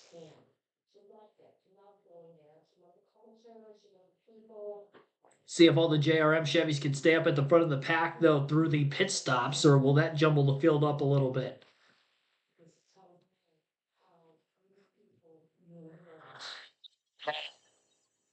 Wish we had had a little more time. We should do it, Adam, before the free race tonight, James. Yeah, we would have. You think you could outlast me on the bowl? I don't know how many quarters it takes to make that thing work, but I put it all on there for you. And if Parker were here, I'd put $100 bills in to see him do it. Stage points here tonight, a lot on the line for all these guys, including Rajah Caruth, who comes in below the chase cut line. They want to get after it on pit road, so a lot of action there into stage 1. Who gets it done here? Progressive pit lane is open, and they're coming to you, Dylan. Yeah, good stage points here so far for Corey Day. He's scored 10 of them, and he'll pit from the 5th spot here at the end of stage 2. He said the balance stayed neutral. Only report for maybe a little bit of help was that he was a little bit tight on the top into turn number 3. So they'll try to make an adjustment to help that. But where tires and fuel, he slides into the box. That's going to hurt a little bit, Kim.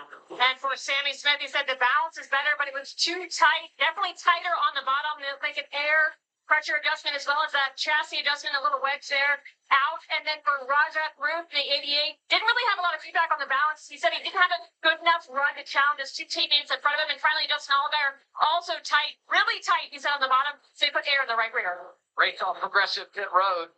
Junior Motorsports, top 4 spots into the stage. That's how they come off the pit lane. +2 for Jesse Love. +4 for Austin Hill, who's right in it.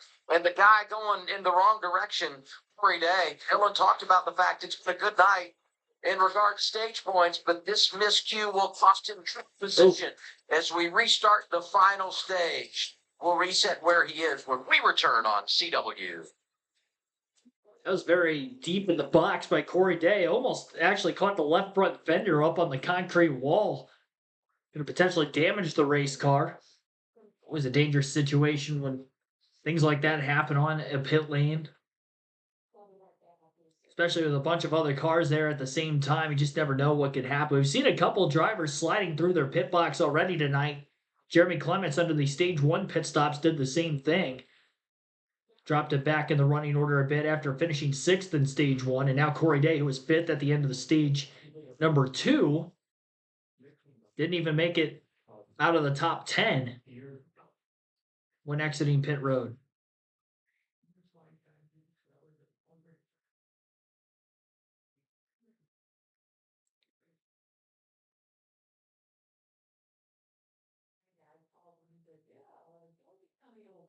So top 10 of the running order as we have exited the pit stops under caution. Justin Allgaier going to be the leader just as he was at the end of stage 2. Sammy Smith in 2nd, Raja Karut 3rd.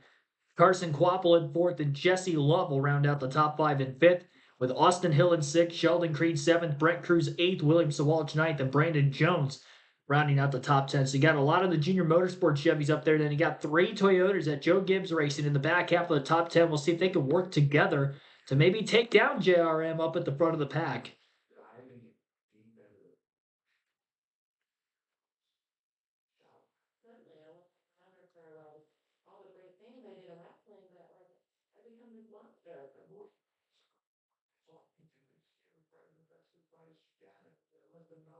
About 65 laps to go this time by.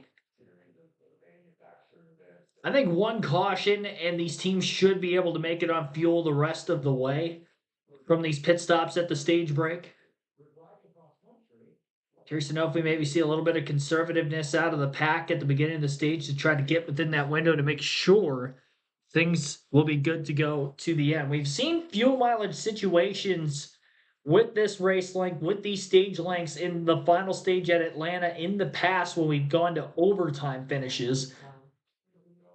Jesse Love dominated in the spring a couple years ago here in his rookie season, did not get the win because of running out of gas on an overtime restart, and his teammate Austin Hill was able to take the race victory instead for RCR that night.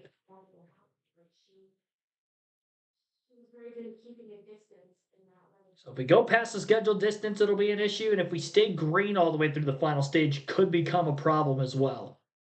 One caution, they should be able to make it. 2, they will definitely be able to make it on fuel. Knowing handling is as much of an issue as it is right now, though. If we do go 30 to 40 green flag laps, I would not be shocked if we see a lot of teams come down and try to take tires on a pit stop. It's going to be tough to try to keep this track position up at the front of the pack. And for those back in the last stage who had stayed out, went right sides only or fuel only, they definitely paid the price, and they were not able to keep their track position at the front. And it was the drivers who took the 4 tires who were able to lobby themselves up at the front of the leaderboard.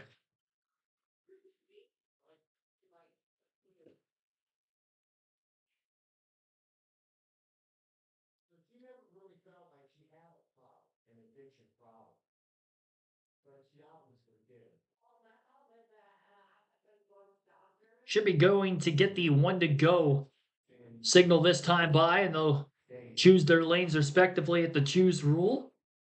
The choose cone on the front stretch just past the start-finish line.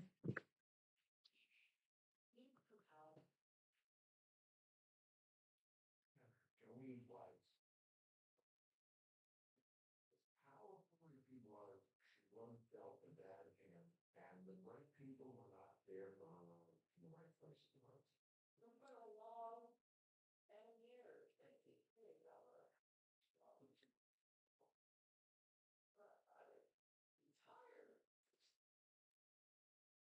As we start the final stage, what teams are thinking in terms of can they make it with the fuel window they have? So let's get some Starkey in-car communications from Sammy Smith's 8 team.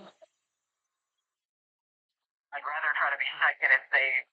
Like push hard so we separate ourselves and then save, or save from the start. I think it's we're gonna style again and save a little more than the other way around. And then his crew chief, Corey Shea, after that, again reiterated, based on their last run, he said, we'll be right on our number, so I do need you to save, save, save. And typically you can, the right strategy would be just go all out here. Get the track position you can. Let's see how this race starts to play out. If it starts to string out, you will have opportunities to save fuel. But right now, inside the last stage, nearly inside the, pretty much inside the last fuel window, you got to get up front. Yeah, someone to watch here on the restart 19 Brent Cruz. They had lost that track position, right? When they had flipped stage on those older tires on that restart, right back in it. Good pit work inside the top 10 as we begin to find. All right, Junior Motorsports, front 4 positions at the end of stage 2, front 4 positions in the race off pit road as we begin stage 3. Justin Allgaier out in front, and the green flag is back in the air.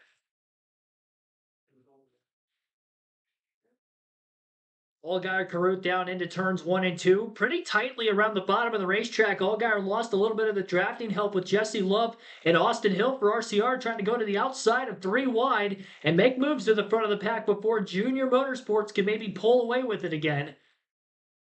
Quick bump draft up there. I believe Sheldon Creed in the 0-0. Down on the bottom lane of the racetrack, now trying to take the lead away from those Junior Motorsports Chevys. Raja Carruth is the one trying to lead, and he does for the first time today. Carruth out in front, Sheldon Creed still on the bottom, and still a couple rows of 3 wide just inside the top 10. Jesse Love making a move, and Allgaier, who won the last stage, restarted in the lead on the outside of row number 1, has fallen back some, and he's still stuck in the middle of 3 wide, now splitting himself between the RCR Chevys of Hill and Love. Back down into the middle after Love gets tight. I noticed that a couple times back in stage 1. Jesse Love looked like he had a tight race car when drivers would move up in front of him in the middle of the corner. Almost got into the wall that time, had to lift. Lost another spot with Sammy Smith in the 8, moving up into the outside in front of the 2. 1 row of 3 wide up inside the top 10 as they exit turn 2 down the back straightaway. Nose to nose at the front. Carruth trying to side draft the right rear corner panel right now of Creed. 24 car of Harrison Burton with a problem up near the outside wall, and caution flag is out. I wonder if he's dropped an engine just like we saw out of the 55 of Joey Gase earlier in the evening. Some damage on the right side of that race car, so maybe he had gotten against the wall. It's going to come to a complete stop towards the entrance of turn 1 down on the apron. So I would assume that that is an engine problem and an engine failure for Harrison Burton in the 24. Not a good night for the Burton family, with Jeff Burton not able to make the start of the race with clutch issues on the pace laps. He has been in the garage ever since the start. I don't think he's going to be able to get going tonight. And now Harrison Burton with an engine failure here early in stage 3 with around 60 laps to go.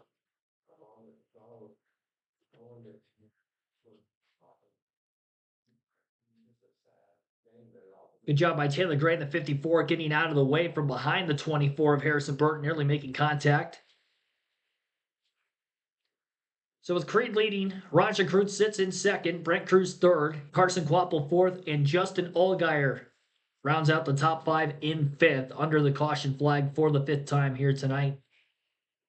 And our first caution for incident since lap 45 comes a little after lap 100. 59 laps to go this time by.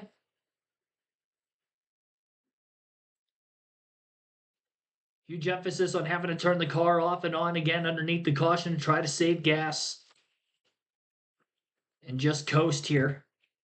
Mentioned with one caution, it's going to greater the opportunity for these teams to be able to make it on fuel. This definitely helps, especially having the caution early in the stage like this. Maybe helping taking a little bit more of that question side of things out of it. And obviously only running a couple of green flag laps. Don't think you're going to see anybody come down and pit for tires. Drivers at the tail end of the lead lap are going to come in. They're going to top off on fuel to ensure they'll make it to the end. Probably have enough for an overtime or two as well. Stays green to the end. I think we're in a situation the leaders can make it as long as we don't have extra laps past the scheduled distance.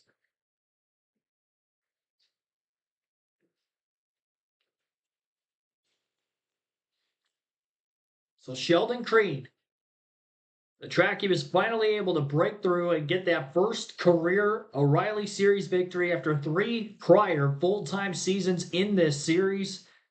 Year 4, race 2, he's able to get it done. Has not yet been back to victory lane since, but has had a good season, been top 5 in points every step of the way, and maybe he gets win number 2 right here at the same track. If that's the case, this might be fastly becoming his favorite racetrack on the schedule. He's been able to do it without a teammate up at the front of the pack right now.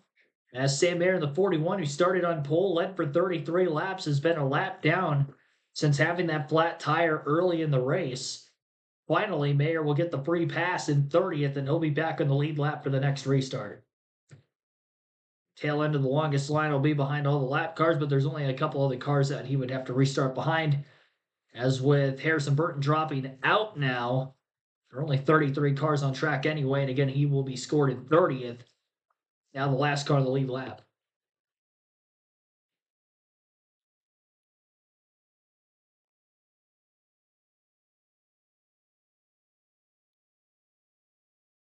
Up to 11 lead changes now, with Sheldon Creed taking it away from Raja Caruth just before the caution came out for Harrison Burton in turn 4, dropping an engine.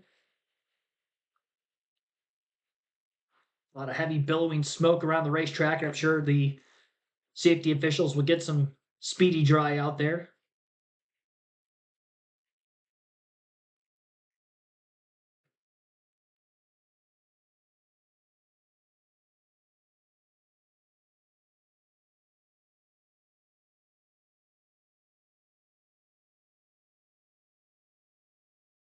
Well, yellow will definitely keep the pack closer together and keep them from wanting to space out.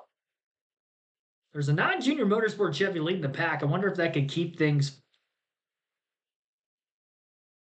more congested together if they're not quite as fast.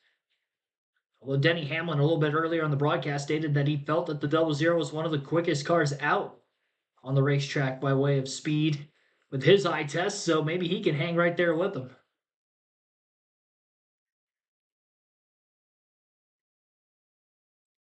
Took a last lap pass for the win on Austin Hill to get that first career victory back in the spring for Sheldon Creed at this racetrack.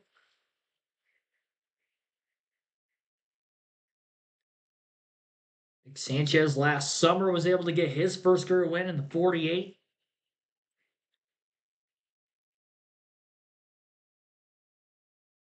Patrick Donahue and his race team.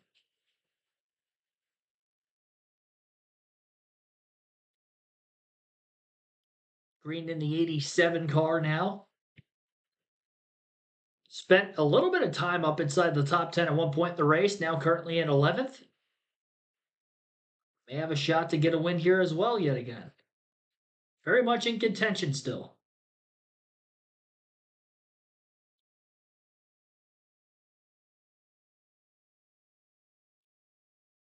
Last couple of laps with you and Parker, and all of us lost our voice. We were so excited, and I tell people all the time, get to be in the booth is the next best thing to driving the car. You get your heart rate gets up. You just get so excited up here, and to get to hear the excitement that you had, the pitch even got a little bit off there at the end. It was a great moment. You know, I think about drivers that get their first career win in this style. We just saw the graphic. Last 2 times we've been here in the spring, February, it was Sheldon Creed. Last summer, it was Nick Sanchez. Look up there. You got Raja Caruth. You got Cruz. Aaron Retzloff. I mean, there's a lot of guys in the top 10 right now that feel like, hey, maybe tonight is my night. What about the 18-year-old Brent Cruz, Dylan? Running as high up as they have been all night in the third spot right now. So speaking with crew chief Seth Chofka earlier today, as we'll give you a Toyota driver update on Brent Cruz. Seth noted that they last summer with Eric Almirola in the car for this race were really, really loose to start the race. They thought they were in a good spot, and then they got the green flag. So for today, for Brent, they started their balance on the tighter side, and frankly, they overdid it a little bit. Brent was way too tight to start, so they pitted in the middle of stage one, got him fixed up. The balance has gotten better for him here as it started to cool off. But the best thing that they can do today is get this car to a finish up front. They needed to be smart about their points today and these next few weeks, given where they're at in the chase standings. They haven't scored stage points tonight just because of how they did the stages earlier, trying to get the car a little bit better. So they've got to get a good finish today, frankly. That's almost imperative because they haven't scored any stage points. So trying to keep this car up front here over the final 57 laps going to be key for the 19 today. Yeah, I mean, 57 laps to go. You're right in the game, but that's an eternity at this place, no doubt. Speedway in Hampton, Georgia, just south of Atlanta. Always great when we come here, and we got a beautiful Saturday at Florida. Every day. Another longer caution period with all that fluid being laid down on the racetrack. Very similar spot to where everything happened with Joey Gase on the third lap of the race to just around lap 100 for this time the 24 of Harrison Burton.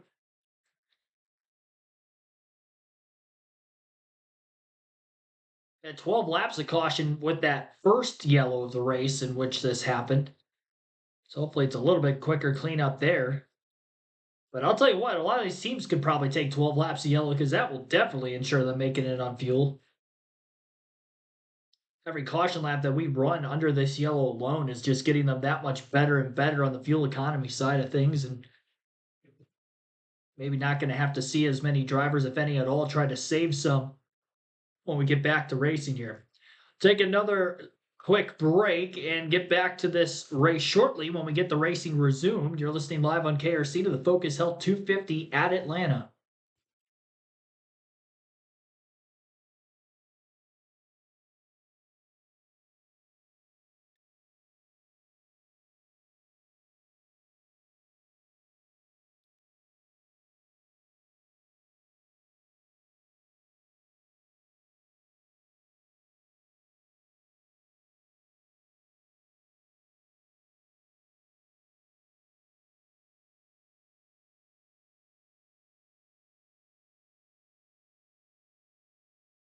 Yeah, 73 laps in the final stage total.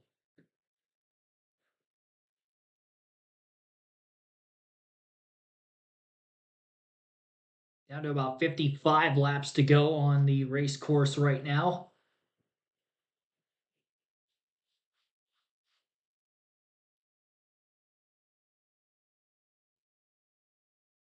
Coverage for tomorrow night's NASCAR Cup Series will begin at 6:30 p.m. Eastern right here on the channel.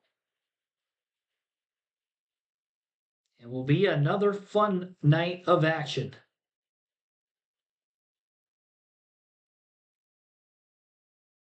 Meanwhile, our live commentary coverage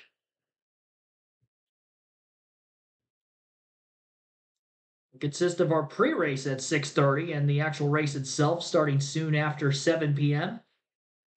Eastern Time on a Sunday night.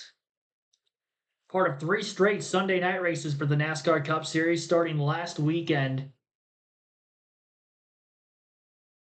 at Chicagoland Speedway, and NASCAR's return there for the first time in 7 years.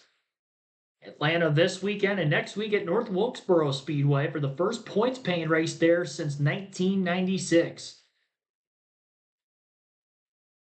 20 years in the making.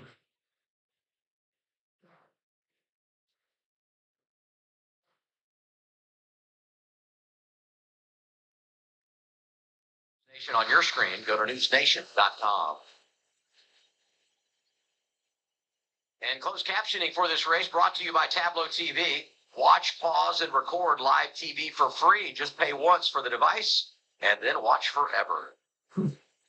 Forever. Can't help but think that caution put a lot of these guys in a great position now for fuel. And I say that just because I think the intensity level is going to continue to pick up here. I'm ready to make my race pick. Get to do that. Why? Who would you pick? Raja, About that. There you go. Another first-time winner. first career win. Yeah, that'd be awesome. I'm going to wait till 2 to go and make my pick again. Whoa. I mean, But the slate is clean. We feel like everyone's going to make it on fuel. You see the order. Listen, you're our guest. I've seen enough.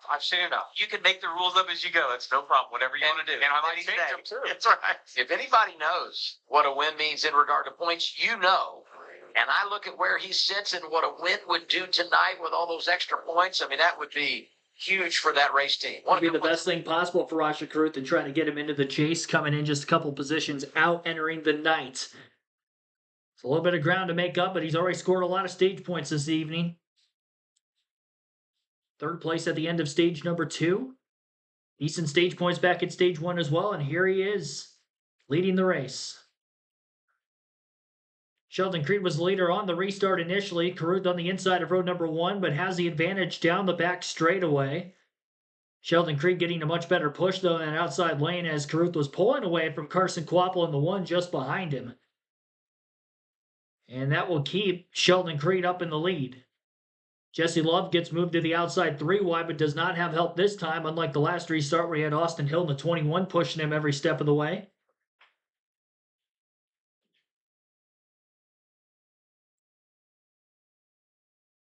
Nose to nose again up out of turn 2 with the slight edge to Caruth. The momentum from that top lane of the racetrack very strong at Atlanta compared to a Talladega or Daytona, and that's because of how flat both straightaways are on this track. 0 degrees of banking down the back straightaway. It's as flat as could be. 28 degrees up off the high side especially. Get a big run. Especially if there's a push on top of it.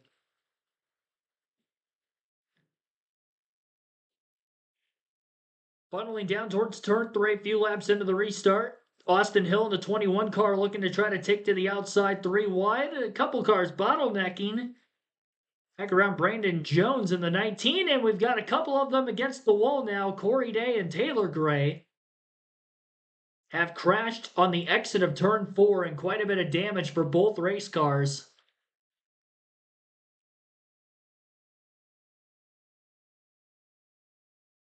How bashed in that 17's nose is, they might have to put more fluid down on the front stretch again.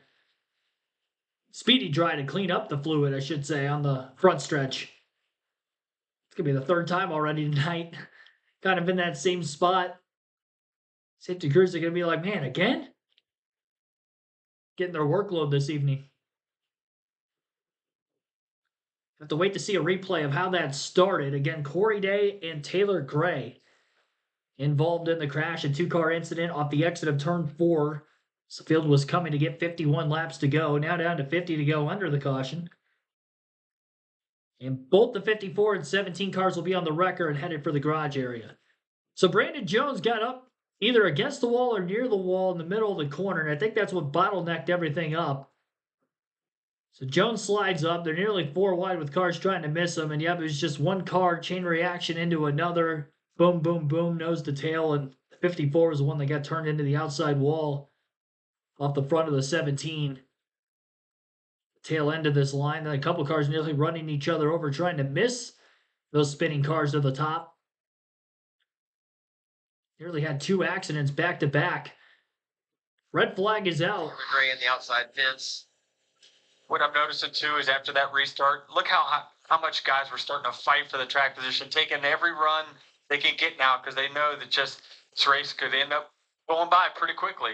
Yeah, I mean, it'll just continue to get more and more aggressive the longer we run. We think fuel savings is completely out of the equation right now, so going to take every run you can. Brandon Jones just struggling. Had a little contact earlier in the race and got that car tore up.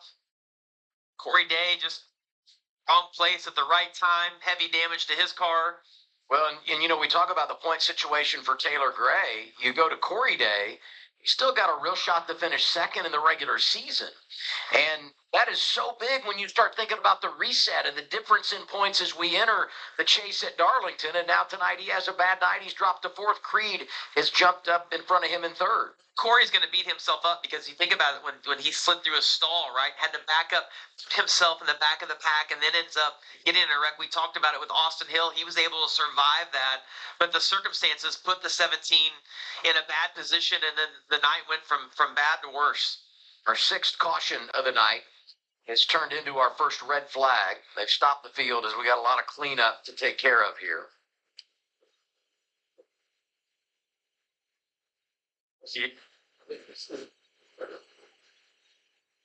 That's going to be tough on the 54. I mean, yeah, you can't leave today on the hook. You don't want to, and then now you got Raja up there contending for the lead, and you know that it's just going to get worse if Raja goes and wins. There's 15 extra points now going out there and winning, so it's going to be a big day for him. 8 points. 8 points. Listen, as we were talking about earlier today, because of the fact that we have Atlanta and Daytona, 2 of our last 4 races, there's so much to be gained, but there's also so much to be lost. And as we look at that, obviously Roger's pretty close right now, but look, if he gets caught up in a wreck on the next restart, that all, reshuffles and Taylor's in a little bit of a better position. Here's the one thing I would say, though. You got to take advantage. Denny said this earlier. Yeah. When you're driving the 88, he's going to be in the 32 next week. Chase Elliott driving that car at Indy. So if you're Raja, go absolutely get all you can, because after next week you reset, you're driving the 88 the rest of the year. And tonight you're in position. Go make sure you take full advantage of this opportunity. Red flag is out here at Echo Park Speedway. Chain reaction. 54-17 done for the night. It's Sheldon Creed leading here in Atlanta. So again, under a red flag condition after a 2-car crash between Corey Day and Taylor Gray, a lot of speedy dry going to be applied to the front stretch again. They ran it under caution the first 2 times they had that, but they're not going to do that this time. So Sheldon Creed leading under the caution flag with Raja Karuta in second, Brent Cruz third, Carson Kvapil fourth, and Austin Hill rounding out the top 5 and 5th. Parker Retzlaff is 6th with Nick Sanchez 7th, Justin Allgaier 8th, Sammy Smith 9th, and Jeremy Clements round out the current top 10. 50 laps to go at Atlanta. Our live commentary coverage continues, and we will have a little bit of a break yet again here while we await racing to resume.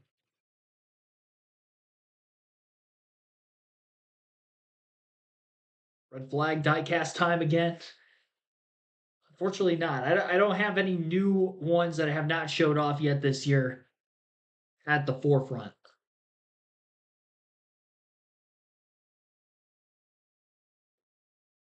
Major Kenneth Withrow, welcome to the stream. Tim Brown, thanks for tuning in as well. I don't think I shouted either one of you 2 out.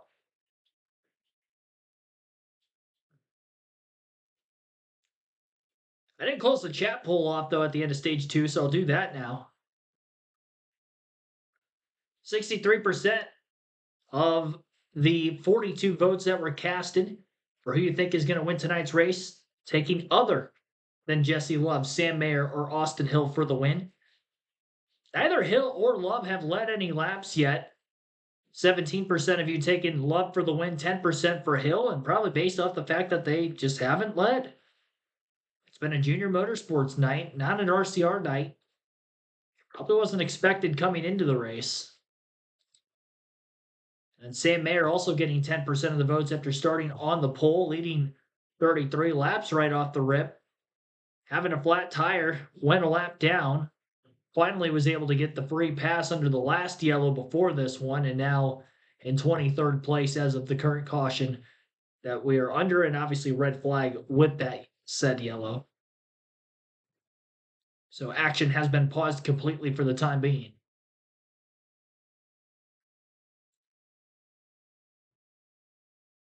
Stage winners tonight, Carson Kvapil in stage 1, then Justin Allgaier for stage 2.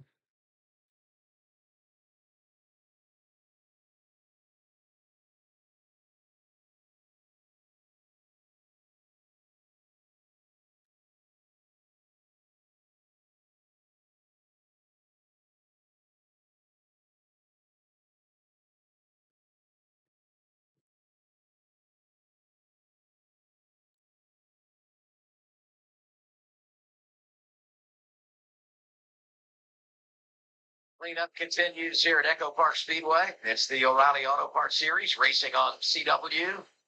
After tonight, only 3 races to go to the chase. Hard to imagine. Interesting time in the schedule. That's it, just 3. Still a long way to go to finish this one. 50 to go. I didn't realize they had a 10 Here's race Kim. chase also.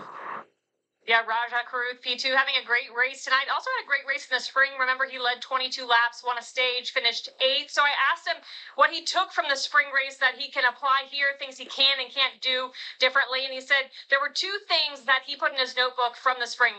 A, don't leave his right rear vulnerable, and then don't get overzealous too soon. He said, I need to save the intensity for the end of the race. And he kind of referenced a movie he had made close to a teammate with 30 laps to go in the spring race. But it sounds like, based on the in-car audio I've just heard, that maybe his team owner wants him to be just a little bit more aggressive. Take a listen. Raja, when you're clear from the outside line, you got to jump in front of them, stall them out. Sure.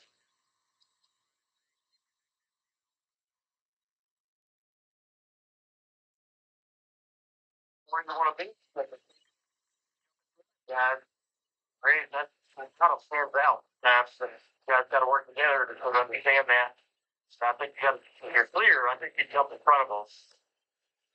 So I think that it might initially sound like be more aggressive. He's actually telling them to be conservative. Take the win that you've got. So when you pass and you clear someone, a lot of times as a driver, especially when you have a great handling car, you shoot to the bottom. Well, you clear the car you're initially starting to pass, and the next thing you know, there's another car. Oh, wow, I can't get beside him.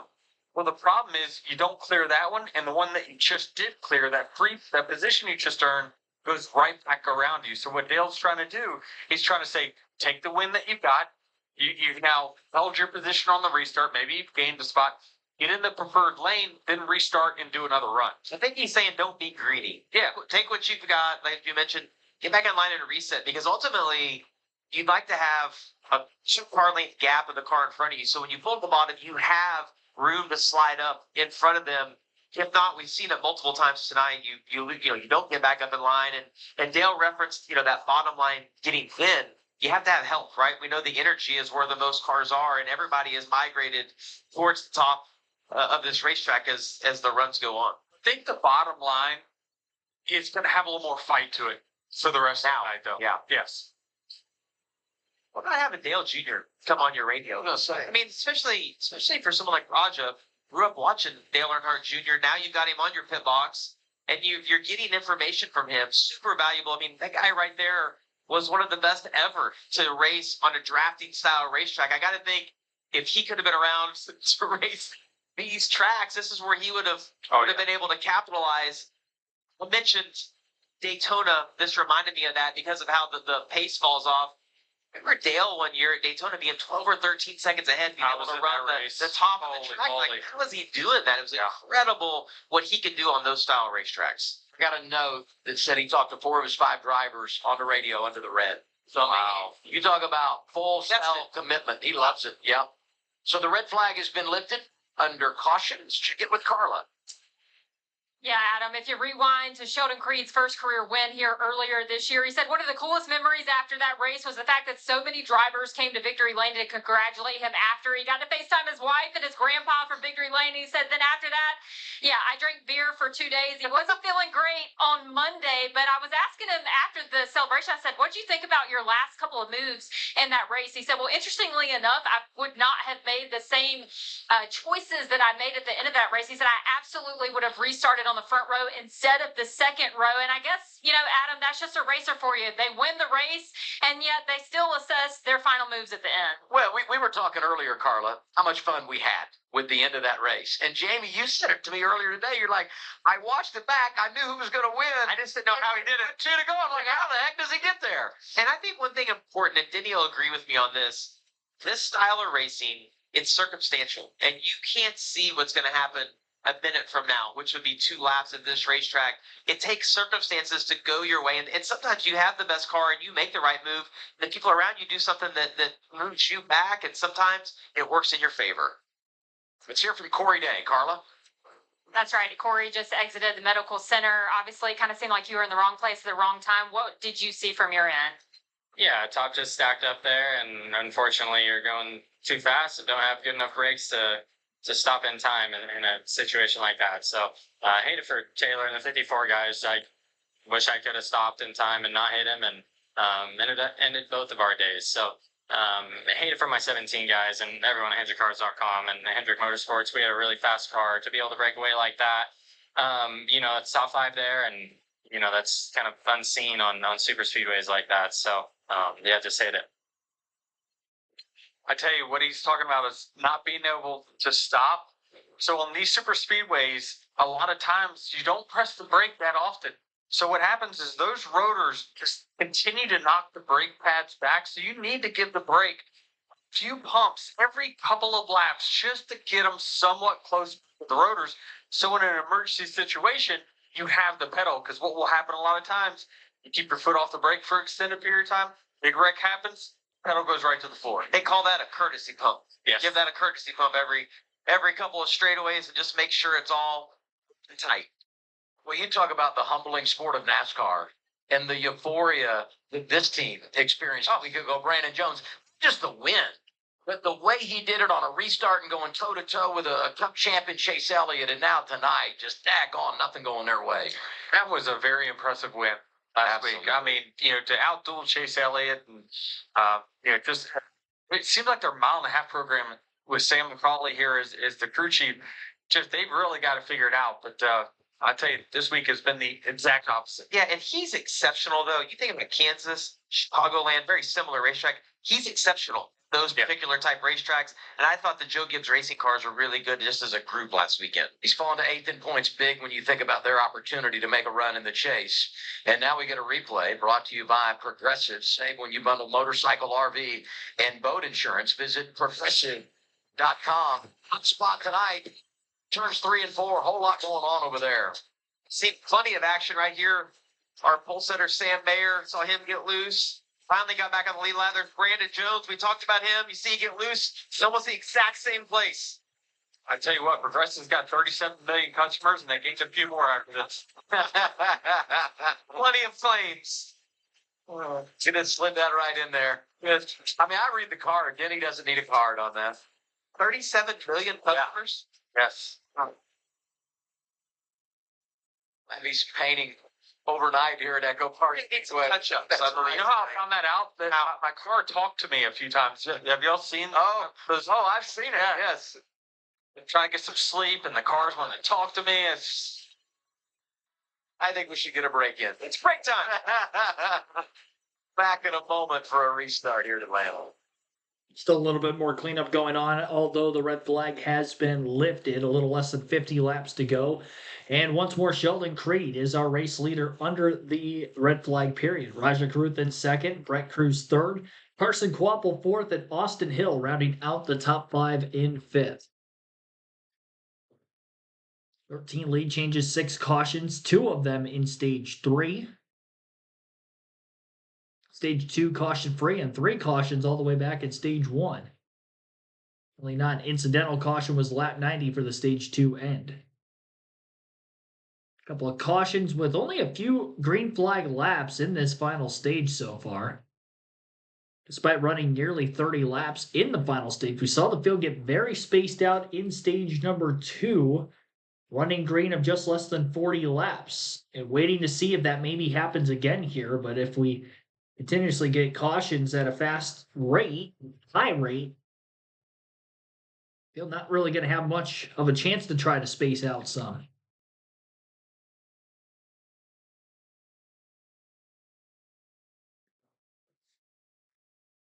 "16 laps led for Sheldon Creed, our current leader of the race. He has led pretty much only this one time.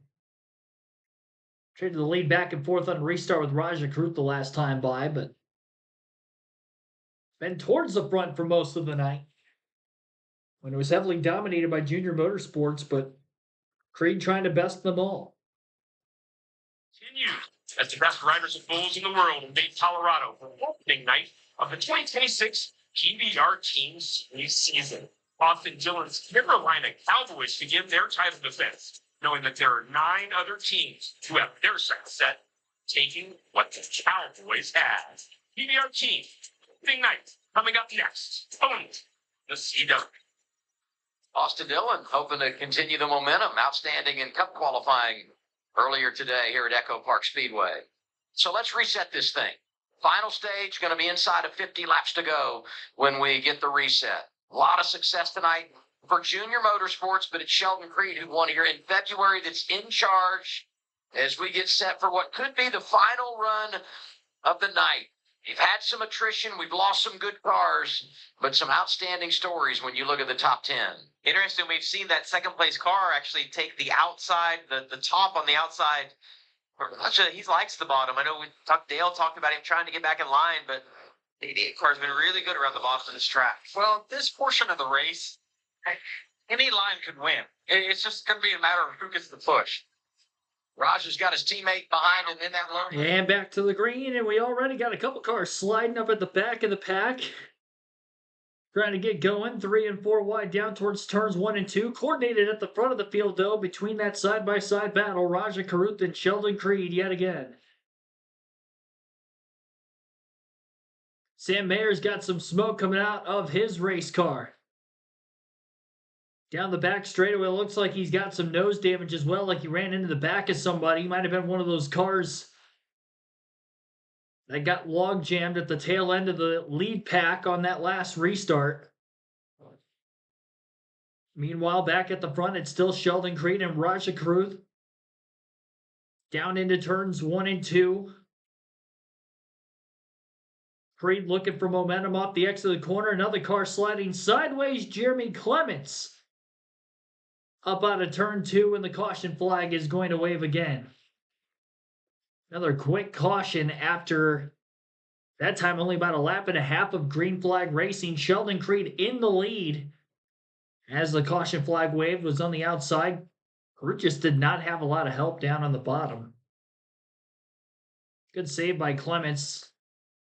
Got some sparks coming out from underneath the race car. I'm not sure if something might have broke, causing the spin, or if he just got loose. And yeah, Sam Mayer definitely had contact with the car in front of him. Coming to get the green, just mistimed it. Piled right into the back of the 91 car. Knocked him sideways, nearly down into the grass on the front stretch, and obviously heavy damage for Mayer will have to be repaired under the caution flag. The good news is he did get a caution quickly enough that he still stays on the lead lap. Anthony Alfredo made contact with the back of Jeremy Clements right in the middle of turns 1 and 2 on the bottom groove of the racetrack, and that's what's spun Clements around off of turn 2. Stayed to the bottom of the track, everybody able to evade, and we'll rack them and stack them again here shortly.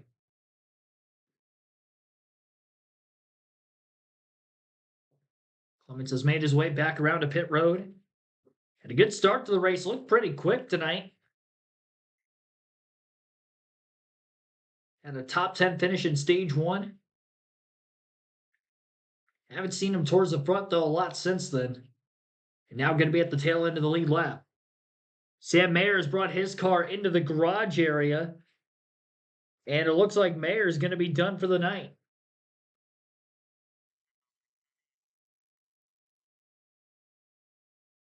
Frustrations there for Sam Mayer on the restart, acting like he felt like everybody kind of missed a shift or something in front of him. Nobody else really stacked up as far as making contact with one another. It just seemed like Mayer was maybe holding back a little bit at the tail end of the lead lap and just mistimed the run, getting up to speed and piled right into the back of that number 91 car,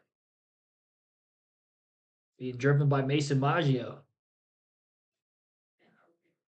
Here's Taylor Gray outside the infield care center from his crash moments ago. Like right now, knowing that you're not in it that way. Yeah, I mean, obviously super disappointing, right? I feel like we struggled all day long trying to get the balance right. We were super loose all day long, and felt like right before we got involved there, we actually got to a point where we were going to be okay and be able to fight for a top 10, I felt like. But yeah, I mean, I can't thank everyone at Jacobs Racing, Toyota Racing, Operation Aerodynamic Experiment. Just we're fighters, man, right? We fought all day long to get the car better, and finally got to a spot where I feel like we were going to be okay, and be able to fight there at the end. I don't know about for a win, but for a top 10 and you know, get an okay points day, and unfortunately, that's not our reality. So, yeah, I mean, just gotta take this off week here and focus forward hard on Indy, and yeah.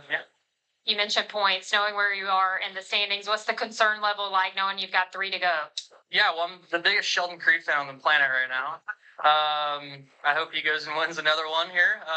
Yeah, I mean, it's tough, but at the end of the day, I know that we have to go and execute and win races, right? And that comes with a lot of points. So we have some good tracks coming up for us. So yeah, just gotta focus hard on the upcoming races here and put this behind us.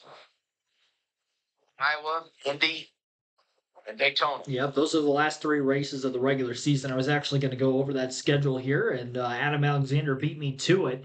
Not quite in that same order that he just specified. We actually go to Indianapolis next on the 2.5-mile Brickyard, and that will be in a couple of weeks because the O'Reilly Auto Parts Series is actually off next weekend. So they'll be on, that's the Cup schedule, my bad.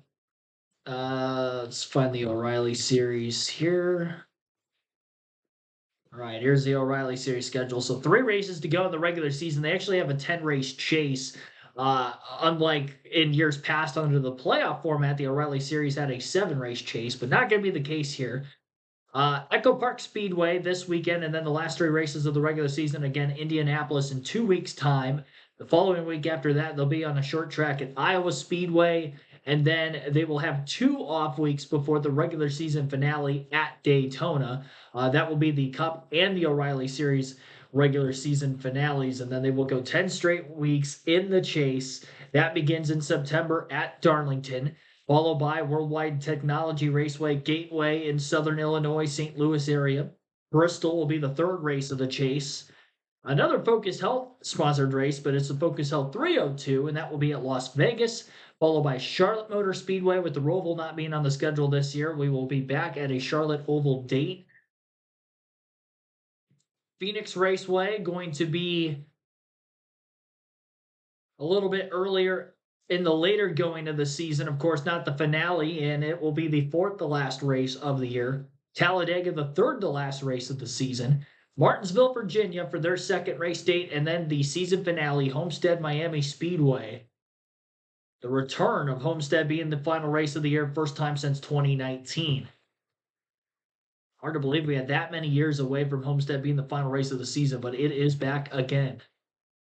It looks like we're under red flag again as more cleanup on the front stretch after Sam Mayer was probably leaking some fluids out from underneath his race car. My goodness.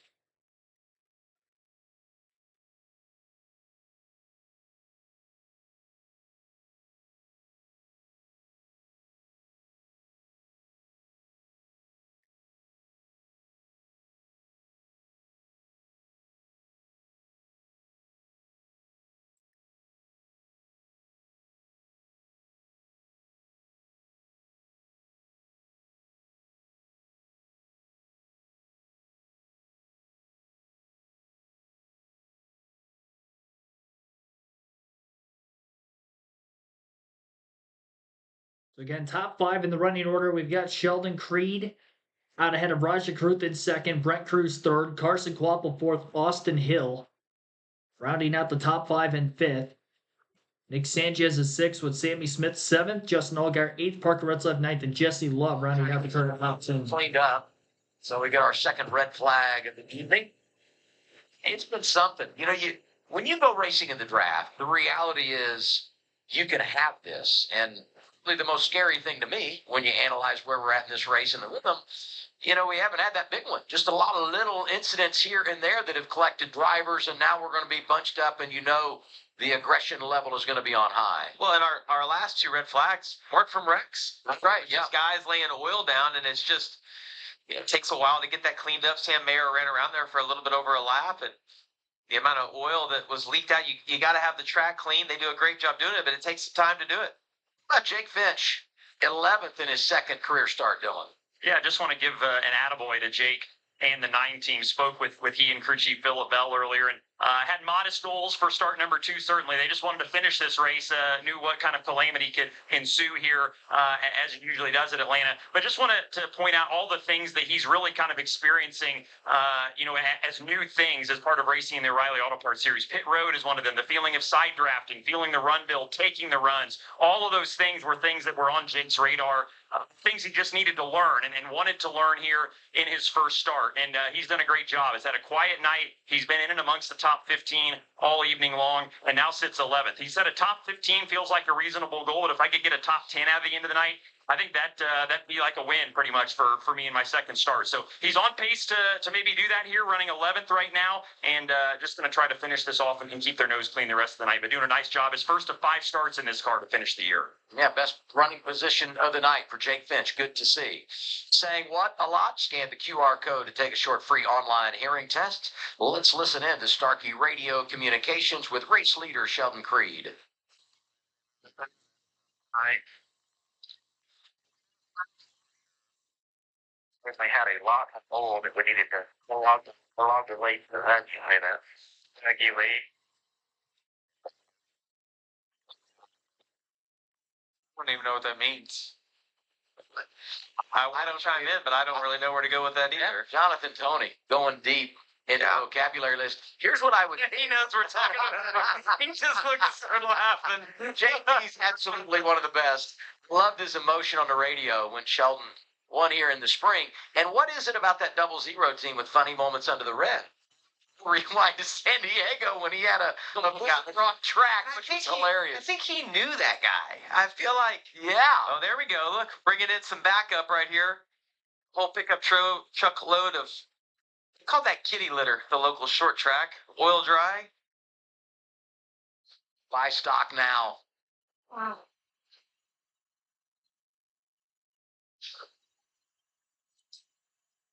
You guys think about dialing up Brent Cruz, 3rd in the running order? And with all these other guys having problems around the cut line, now at plus 32 shown in 10th, Jamie. Hey, Brent, it's Jamie, Denny, Adam, birthday boy Adam, up here in the booth. You got us? Yeah, happy birthday, Adam. Loud and clear. Well, we've been watching you. You had a great restart here. We went green a few free restarts ago. You got yourself in a good position. We've seen, it seems like the tops, the preferred lane. Seen a few guys, and the 88's been good around the bottom. Where do you feel like you need to be on this restart? Yeah, I think preferably I would still take front row if the 88 chooses behind the 0-0, but if I have the choice between inside or the top, I'm definitely going with the 0-0. I feel like our night's been pretty solid, just looking for a little bit more to find ourselves in the lead here with about 40 to go. Hey, Brent, Denny here. How you doing? Good, how are you?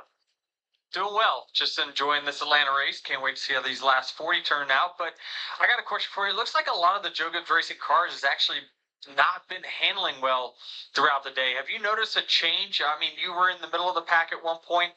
Is your car driving better now because of conditions, maybe the track position? Give us a little bit of insight on that. Yeah, no, you nailed it. Obviously, we started off the race in the 9-degree super hot daylight weather, and now it's pitch black dark, and we've had a lot of cautions here to really cool off the racetrack. So, yeah, I feel like the handling kind of came to us. We were super loose, tight, and kind of all over the place in the beginning, and then as the track temp kind of went down, I feel like the track kind of came to us. So, we made our way forward, kind of all race, put it early, and now we found ourselves racing for the lead. All right, man. Well, good luck. It's been fun to watch. Plenty of action still to go, so good luck the rest of the race, bud. Thank you. What do I need to do better, guys? You guys got the most insight up there. Well, listen, we've been watching, and I thought you had a tremendous restart here. It's what seems like 30 minutes ago, but you made up a lot of ground on the bottom, and then were able to get in line. I think, to me, you got to get in that outside lane right along until you can get that gap in front of you. But listen, you're exceptional driver. You don't need any help from us up here. You're doing a great job. All right, back to it. All right, yeah, we're yellow again. I love different life. life, okay? Like, I don't know what he's doing. I You did guys asking questions. Yeah, he wants to learn. That's a great driver. Just think about how much you guys bring to the table with all your success over the years in the draft. And I mean, it's my birthday, so I offer a lot of momentum to the situation. So really, I mean, I thought it was nice he took the time to wish you happy birthday. yeah, it was kind of. Yeah, I mean, he's 8. There it is. Look at that. Yeah, I gotta tell you. this is one for the books. Carla? That's right, Adam. Here with pole sitter Sam Mayer. Not the way you wanted your night to end. We heard the team radio, the frustration communicated there. What is the majority of that stem from tonight? Yeah, I mean, just I haven't had a clean Atlanta race, and I don't even know how long. This place is so much fun, and the cars have been fast that I've been driving, and I just haven't gotten the chance to show it, and I don't know, it just makes me feel bad, to be honest with you. But yeah, I don't know what we're doing. I don't know if he missed a gear or what, but just unfortunate, unnecessary, and I was really looking forward to going out there. We were finally on the lead lap again. I haven't spent a lot of time on the lead lap here this year, and I was looking to try to get another top 10 out of it, but just unfortunate. These Haas factory boys, they worked way too hard for that to happen, and yeah, just unfortunate being in that area. It's not what you want. So move on to, I think we're at Indy next, and we got the pole there last year, so hopefully we'll be pretty solid there. Thanks, Tim. Well, Carla, Jesse Love runs in the 10th position. We know Jesse's a very cerebral driver. He puts a lot of thought into his race moves and pretty much everything. We still have 39 laps to go, and here was the conversation about the end of the race and what could happen. Like having nightmares because I'm like, second, or the third place of the Garrett, or like, what am I gonna do to be able to push it? You know, that's here, like, I'm gonna do that through over at the end. The teammates all right apart. I mean, that is strategy. Certainly is a strategy, but I mean, realistically, if you're second, and you're Jesse Love, right, you still have to do all the right things. You sometimes you get caught up too much in over-analyzing, well, who's around me, things like that. When we had our most success on super speedways, and Dale Jr. would say this as well, is that it was before all the alliances with teams and manufacturers and things like that, because we would always just take advantage of everyone eventually being selfish. And that's what's happened really to JRM Motorsports guys at the end of these races, is they all get selfish, and then next thing you know, they're fighting each other instead of going for the win. So it's just a tough spot. I think if he's P2, what I'm telling him, just do the right things. Get your gap to first, back up to third. If the guy chooses to pull out of line, so be it. But you're doing the right things to get the run on the leader. Yeah, it comes down to what we said earlier. It's circumstances, right? You got to hope those circumstances work out in your favor. The choose of the restart when we come back to Atlanta. The Goose.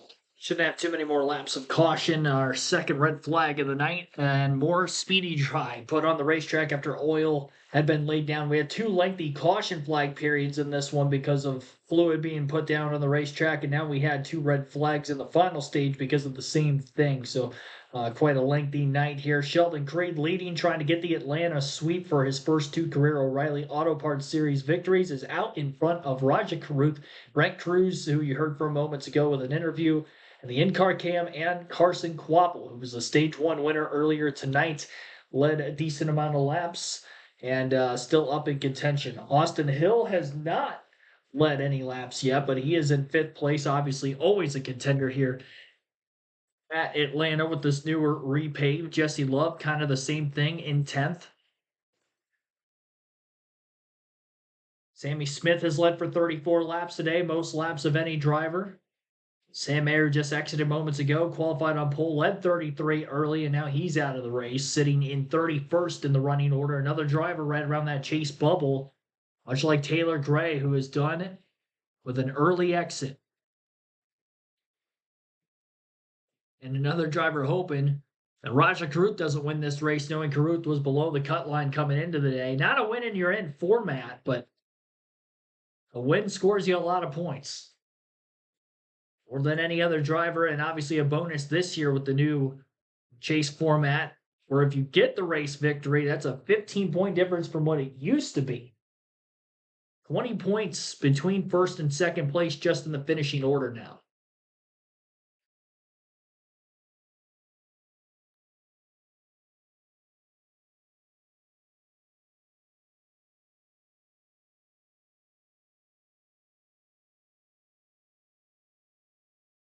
Alrighty. It's the final stage here at Echo Park Speedway in Hampton, Georgia. A lot of shuffle has gone on. Seen the caution a lot here. And now we're ready for this restart. How about this outside lane? Sheldon Creed, no surprise there. Raja Caruth lined up behind him. And down to the inside, Brent Cruz. You know, I don't leave it on the table no more. It's gone. Austin Hill, 5th place guy, going to be 2nd row inside. Watch him.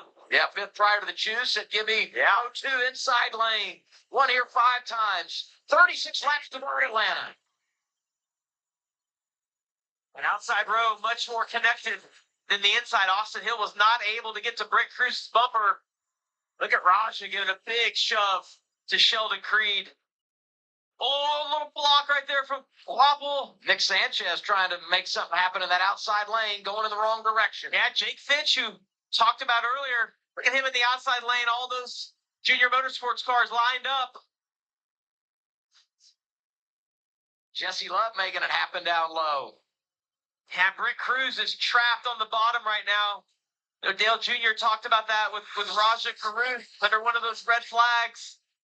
Oh, Brent Cruz gets put 3 wide by Sammy Smith now. Yeah, Sammy diving down to the inside. Got Austin Hill right behind him. Raja Caruth going outside of Creed. He's got his teammate behind him. They're darting around. What, Sammy Smith going to make it 3 wide? Is there any contact? The Junior Motorsports Chevy's going after Sheldon Creed. They're high, they're low. The 8 trying to make it happen. It's the 88 flashing outside. Big move, Raja Caruth in the lead. On that inside row is going to drag Sheldon Creed back a little bit right here. 88 in the 1. Allgaier 3 Junior Motorsports cars. All 4 Junior Motorsports cars in the top 4. Sammy Smith would love to get back in line, but I think that Sanchez is going to fill that gap. How about Sanchez mixing it up he's with those relentless. from Junior Motorsports? Junior Motorsports really wrap at the top. Justin Allgaier got a little bit out of shape, a little loose there, so cars are still on edge.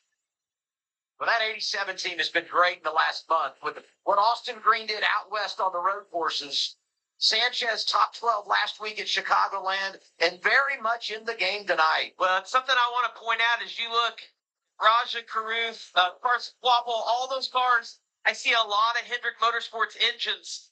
I know a lot of Junior Motorsports teams, but also HFT lined up in the outside. Those guys have really closed the gap on RCR and Austin Hill, Jesse Love. Gosh, it's hard to outrun all of them when they're all that quick. Brent Cruz, Sheldon Creed have really faded here on this restart. Yeah, look at Jesse up there. He's gonna try to put he's gonna try to put Jake Finch down to the bottom. He wants to get behind Austin Hill. Yeah, He's gonna get there. Yeah, Jake was cheating down just a little bit on entry and opened that up. Allowed Jesse Love to get to his outside. Now Creed's behind him. Jake's done a good job going to school, getting better and better all night. But he's learning some lessons here the hard way. 3 Junior Motorsports cars leading and 3 RCR affiliated cars behind him with Sanchez, the 21 and the 2 of Hill and Love. And now we get caution number 8. Man, we finally got in a little bit of a rhythm right there. I'll tell you who needed that caution was the 8 of Sammy Smith. He got stuck on the bottom.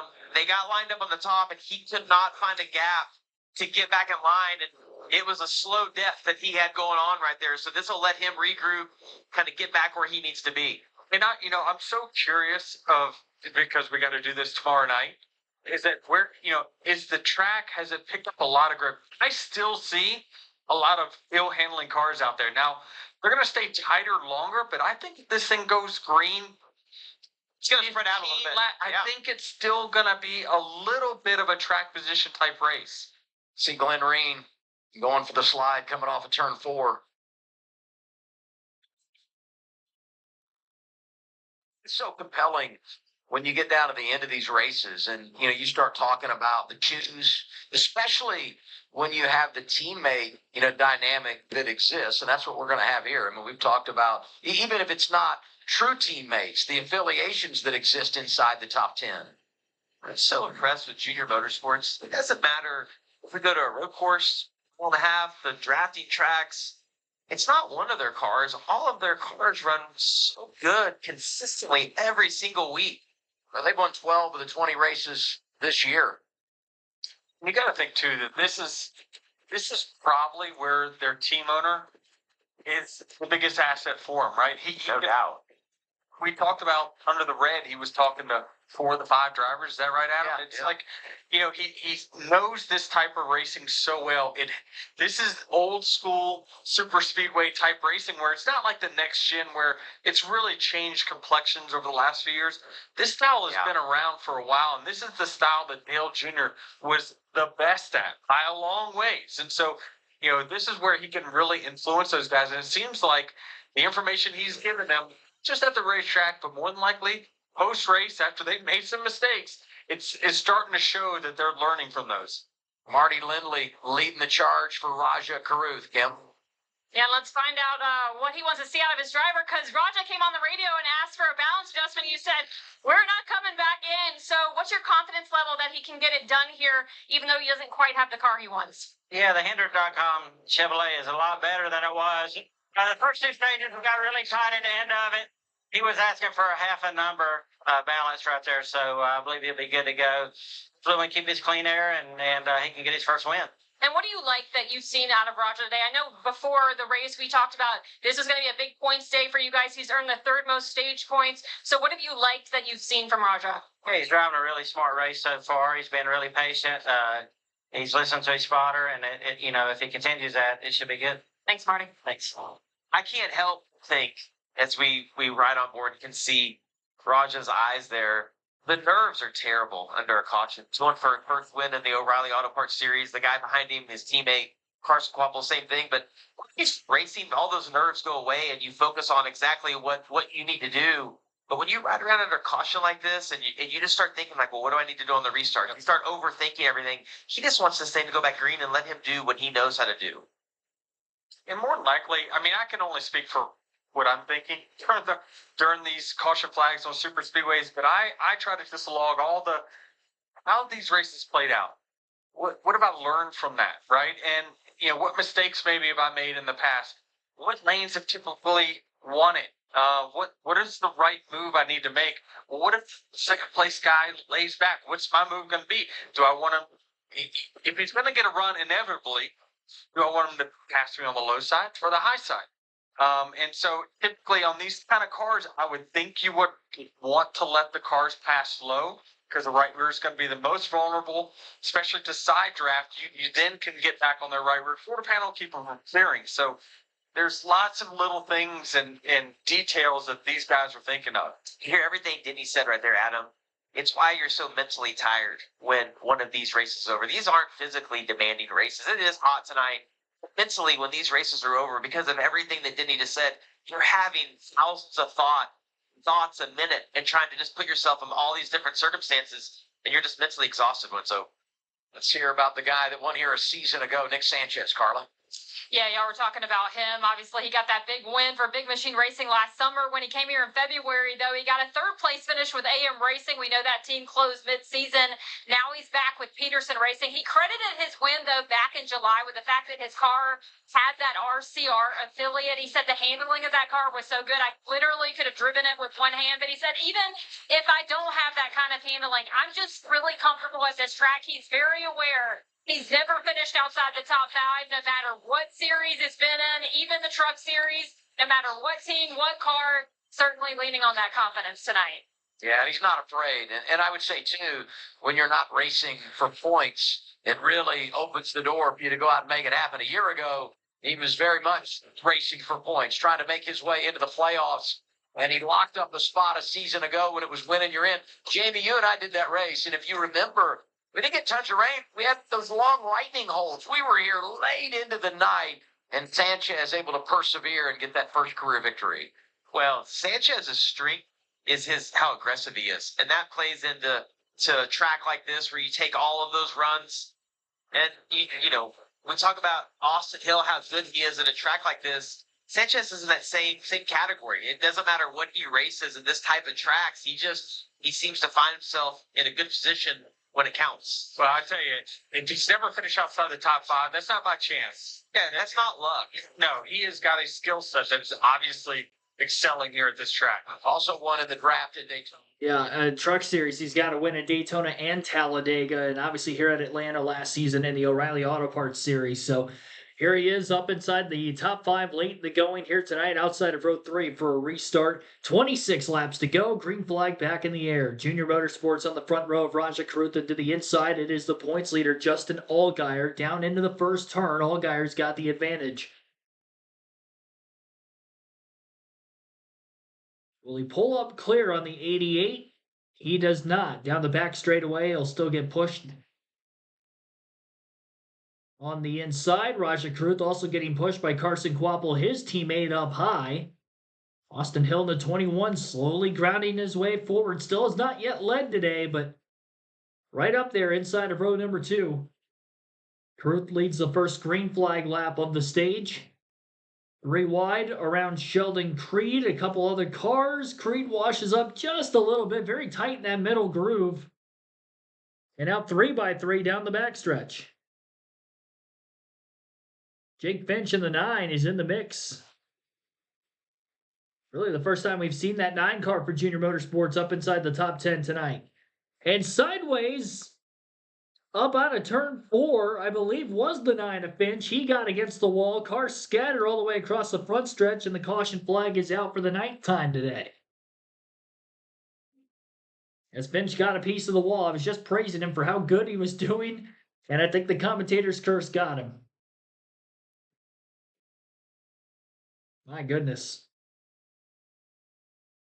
Between the truck race earlier and then this one, a caution fest, they combined between the truck and O'Reilly races here, 16 cautions.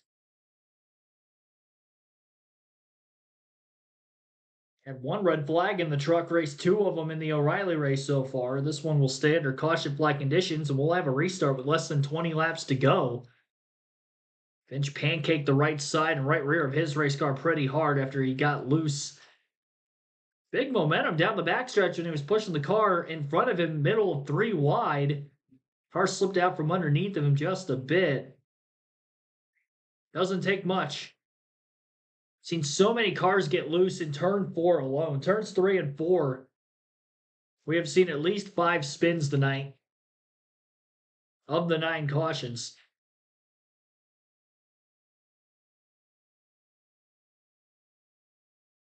One of them didn't even result in the yellow. Patrick Star-Poli had a slide off turn 4 as well in the race. So in actuality, we've seen about 6 slides or spins in that same area of the racetrack.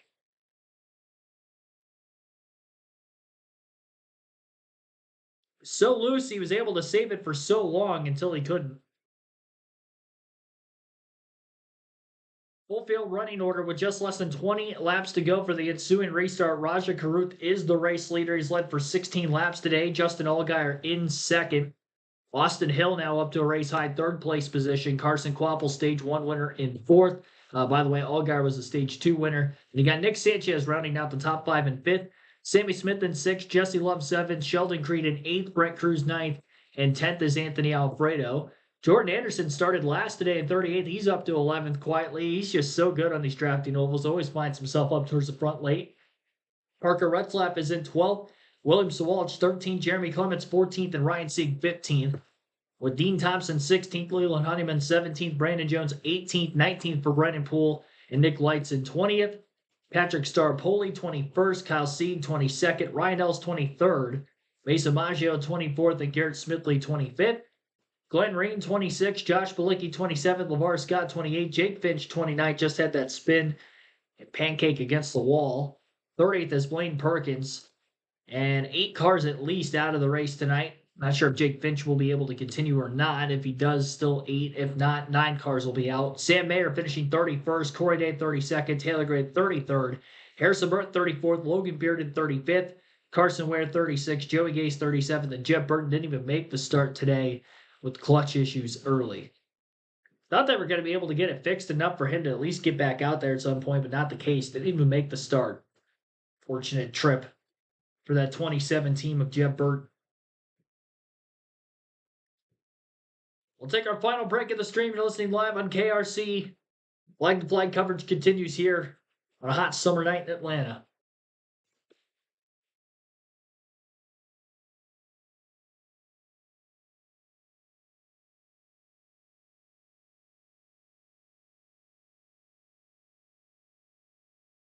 A lot of people asking if this is getting close to a record. I'll check Racing Reference right now, but I'm pretty sure we are not even close to the track record for cautions. A lot of caution laps, though, just because of the lengthy cleanup. So it feels like we've been under caution more than what we have, even though 9 is quite a number.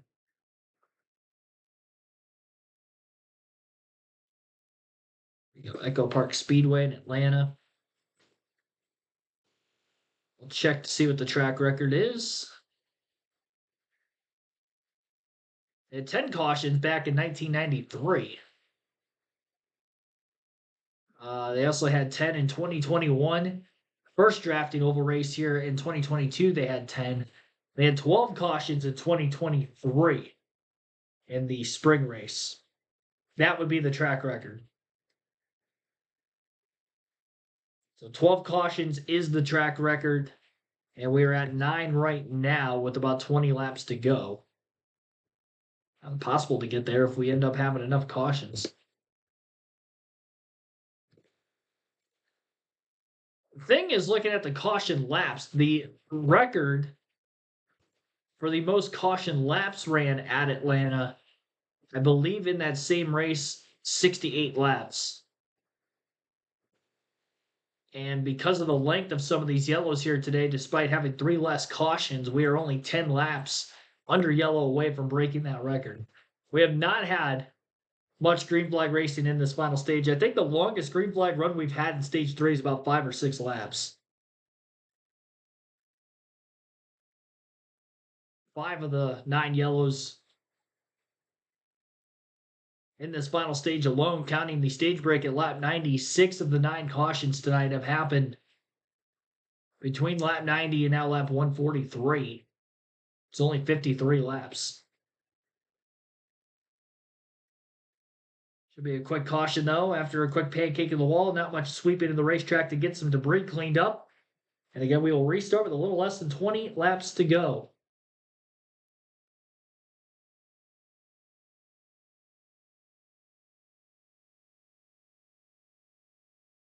So Raja Karuth and Justin Allgaier on the front row for the restart, while Austin Hill in the 21 for Richard Childress Racing, trying to take his first lead of the night. 5-time Atlanta winner is Hill. Of course, a Georgia native to go along with it. Home track. Usually has a lot of success here. Allgaier actually taking the outside of row 2 for the restart. Raja Karuth, of course, outside of row 1. Austin Hill in the 21 car will be on the inside of row number 1 this time around. 19 laps to go at Atlanta.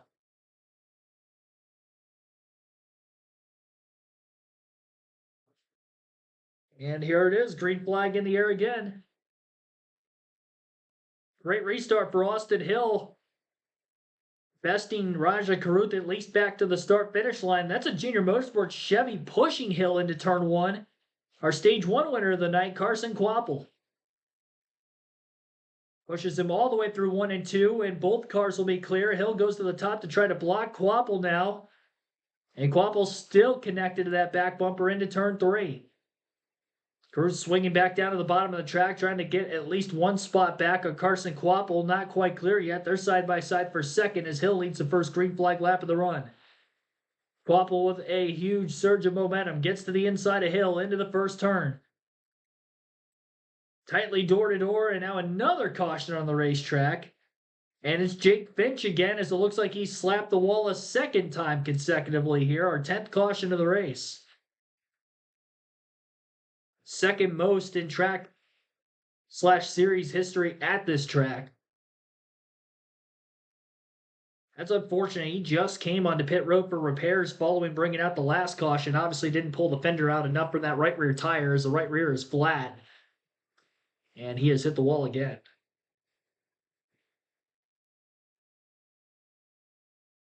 17 laps to go.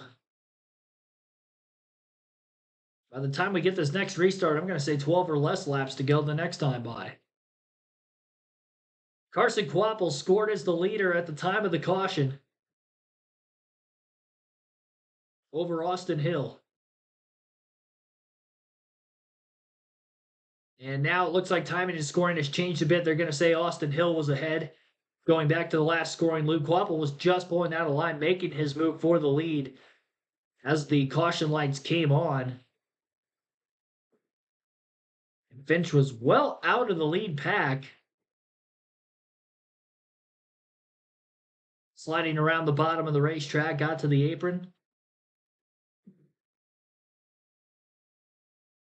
Actually kept it off the wall that time around. They had a couple of quick triggers on cautions tonight, I've noticed.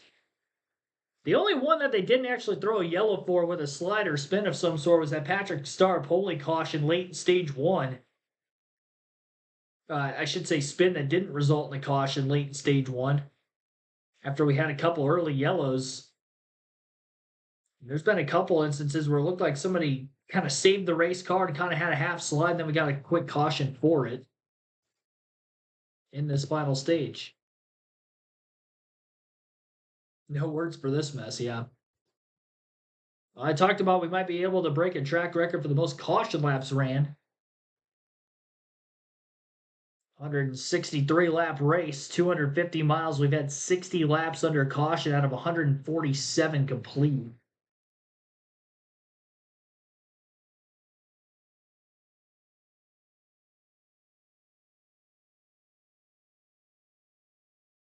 It's 2 cautions off the track record.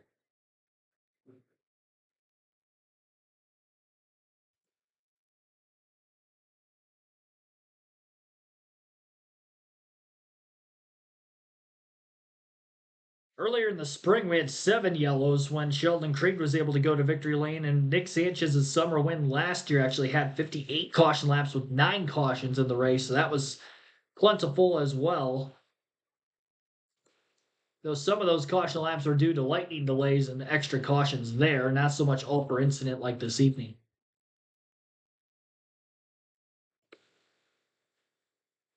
So Austin Hill in the lead for the first time today. Timing and scoring had him with just a bumper out in front of Carson Kvapil. He is the track position now. Can he hold on with less than 15 laps to go?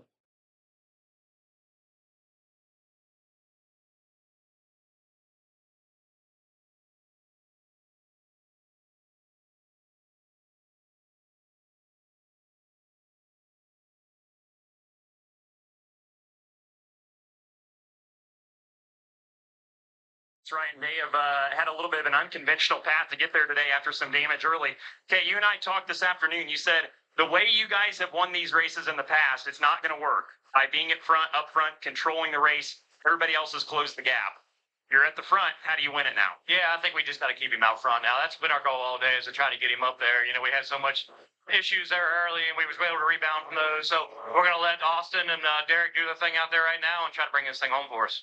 And we also talked about how good those two are together. What have you been most impressed with them tonight with all you've overcome? Yeah, I mean, with everything that happened, I mean, Austin's kept his spirits up, and Derek's been doing a really good job of working on that too. So yeah, I feel really good. I mean, we'll see how this closes out here. It's been a heck of a day for sure. Yeah, they're in a good spot. Thanks, Chad. Let's get some 21 team radio and hear how they're hashing out here as we get ready to go back green.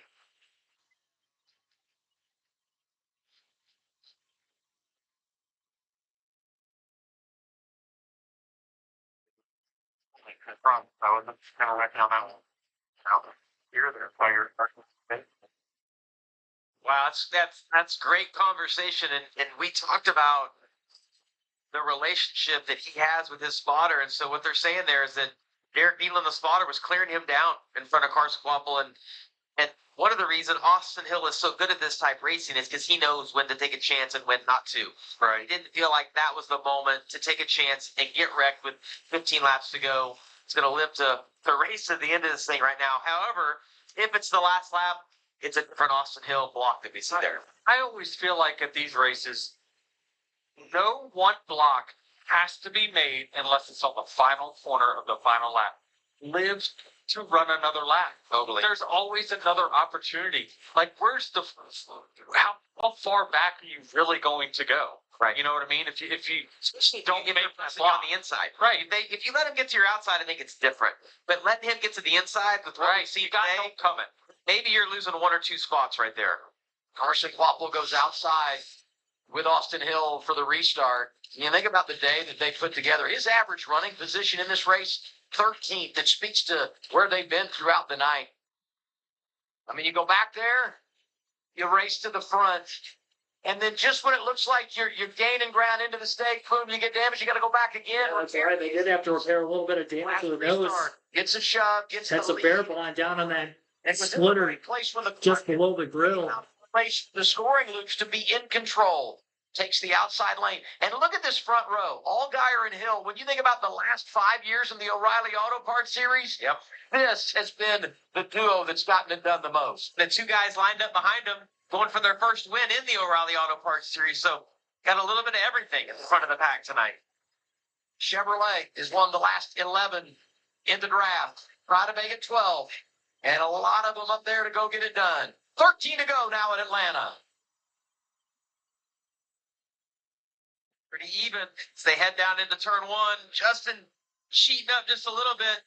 One thing I'm seeing consistent. Raja Karuth in the 88 pushing his junior motorsports teammate forward, and Justin Allgaier leads for really the first time since winning Stage 2 way back when. Moves to the outside, a double block on Austin Hill, and Hill's now in the middle of 3 wide for second. Karuth sneaks by on the inside, hanging on that left rear corner panel of the 7. He gets loose right in front of that 3 wide battle. Gathers his car up quickly, and now Austin Hill will shove the 88 forward. Still tightly 3 wide up inside the top 5, 4 wide, and a crash headed in towards turn 1. And this is going to be the big one at Atlanta. We've seen some smaller crashes throughout the course of the night and an abundance of them, but now the big one strikes in turns 1 and 2 and taking out some heavy hitters like Sheldon Creed, Jesse Love, Brent Cruz,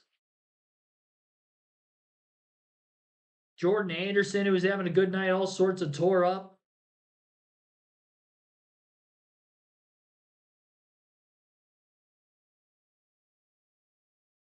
Their hopes are dashed. Heavy damage. And a slow ride back to the pit lane and likely the garage. Get another look at that and see.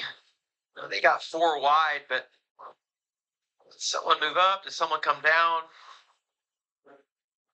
Nick Light's got a piece of that in the 42.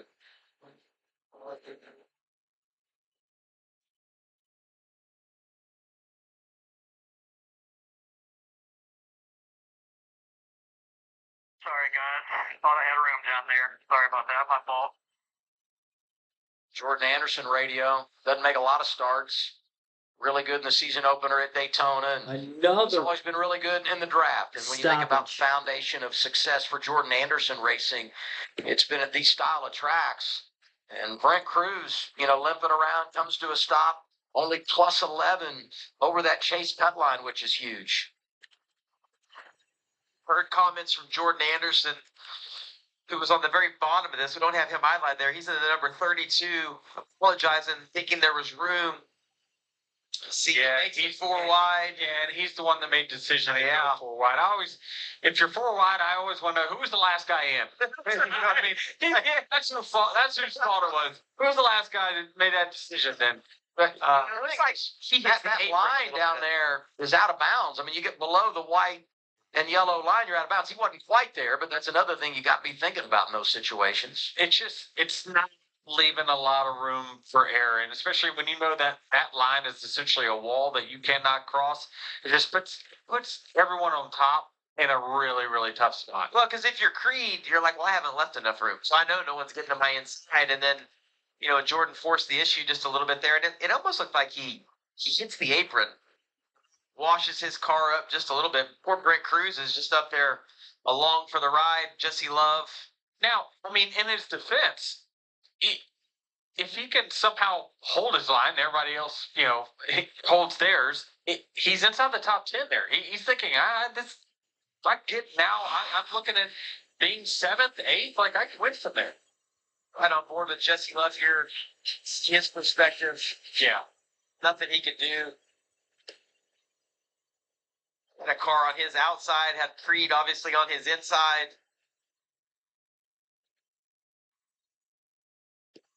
He was looking for the quickest way out as soon as possible. Ryan Ellis here. We have seen a lot of action from this on-board camera tonight. He does a nice job getting slowed down there. Ooh, what's that? Was that into the outside wall that shot back across? I think it was the 92 car. Leland Honeyman. But where did he come from? Oh, you see, Leland Honeyman is actually spinning in the middle of this. And does he get hit again right here? Oh, he does. It looks like he had no steering. Ryan Poole. Man, massive hit right there on the outside wall. We've had a lot of big cleanups tonight, but Jamie, you said it earlier, most of it's been fluid. I mean, now we're getting it for damage, parts and pieces coming off these race cars. Well, you said there was no big one. So That's that, right, that yeah, pretty much that's right. did us in. A kiss of death, right? It's his birthday cutting spree. I see William Swalch actually got a little piece of this as well. I don't know how much damage he has, but on the apron, he slipped right at the. Yeah, him and Brandon Jones. A little bit, not bad. No. It's going to be an absolute dogfight. Well, to Oh, find yeah. out, it was fun to watch. Gets into the chase, right? And Oh, wow, I thought he was this is about- the I thought he was race talking we're about gonna tonight. have that decided Daytona. You just think about how much change has happened at that cut line tonight, how snug things are, and what we'll see in that Friday night race at Daytona to determine this next month, obviously, to determine who's going to go to Darlington and be a part of the chase. Frustration right there. Leland Honeyman. 11 cars involved. Yep, I think we can call this the big one, Denny. Yep. Tell you what, Shame for him. He's actually got some really good, respectable super speedway finishes, and typically avoids the big one, but obviously got in this one. But there's a lot of those drivers that don't get to drive the fastest equipment week in and week out. And then you look at their resume and you see where they've enjoyed success. And most of the time, 80, 90% of their career top 10s are in the draft. And we referenced the fact 11 drivers involved in this crash that now will produce our third red flag of the night. can't help but notice a lot of cars involved in that accident. But when I look at the top 4 running positions, talked about it a lot tonight. Junior Motorsports, Allgaier, Carruth, Wobble, Sammy Smith back up there, Austin Hill's back to 5th. The Junior Motorsports just continues to find themselves in the front of this field. And the tough part about this for Austin Hill is he loses his teammate Jesse Love, right? Right. So now the numbers were already stacked against him with all the Junior Motorsports cars, but now it's going to be tougher. And his friend will be the guy right behind him, No Nick doubt. Sanchez. A little bit of an RCR connection right there. We know that car's fast. To me, those two are going to have to work together if they're going to want to outrun the Junior Motorsports. You think Sanchez cares? No, I don't think he does at all. But I thought it was a great story. Hey, reminder, the season debut of PBR Team Series Bull Riding from Fort Collins, Colorado is currently airing on the CW app. We join the coverage live in progress when we finish things here at Echo Park Speedway. Well, I'll tell you what, guys, we've talked about Raja Carruth all night. Let's see what he's thinking here. Hey, Raja, it's Jamie, Denny, Adam up here in the booth. Got a copy? Sure, you got. Oh, yeah, loud and clear. We've heard the boss, Mandel Jr., on the radio with you, giving you some advice. You're second now. I'm just, we get to this restart. We see the guy in second actually choose the outside of the second row a couple of times. We've seen sometimes they take the front. What's your plan here? No, but it's really dominant on based off of meter, right? Like who was hurt.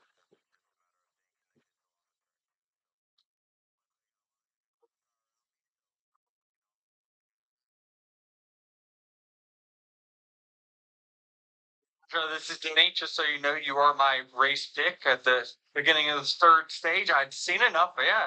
I'd seen enough to see that you got a really strong car. You're handling it well. Definitely, it looks like your approach is different this time around versus the first race here. Looks like you're being a little bit more patient. That's allowed you to keep your track position. What do you think is going to be the key? Let's say we have a green-white checkered. Do you want to restart on the bottom or the top? Well, DH, I watched a lot of you growing up. You know, you and Lambert working on the pod.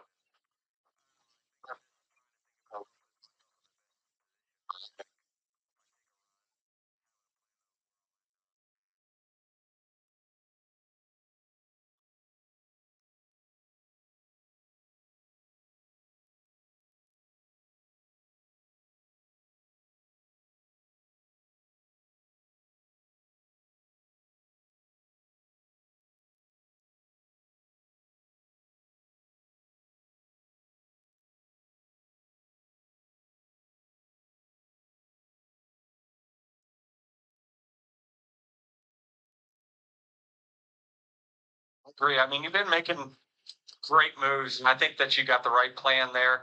As my pick, my advice to you is no one block has to be made until the final corner of the final lap. So as long as you keep yourself in it, race to run another lap, you're going to have a shot. I think your game plan of if you're going to take the bottom, know you've got a place to merge back up high. Don't get 10 3 wide bottom. You don't really want to be there. I think you got it all figured out.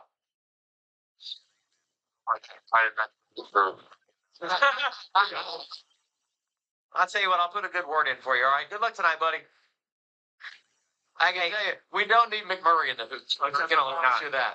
He said something really interesting there, and I feel like it's a great time to talk about it. He mentioned Hendrick horsepower, and we praised ECR and RCR for years here. I mean, they would out qualify by a half second both those cars. It was incredible to see how fast they were every single week. Hendrick has done an exceptional job in closing that gap, and as you look at the running order right now, the top four being Hendrick powered cars, Jeremy Clements being another one that has Hendrick horsepower.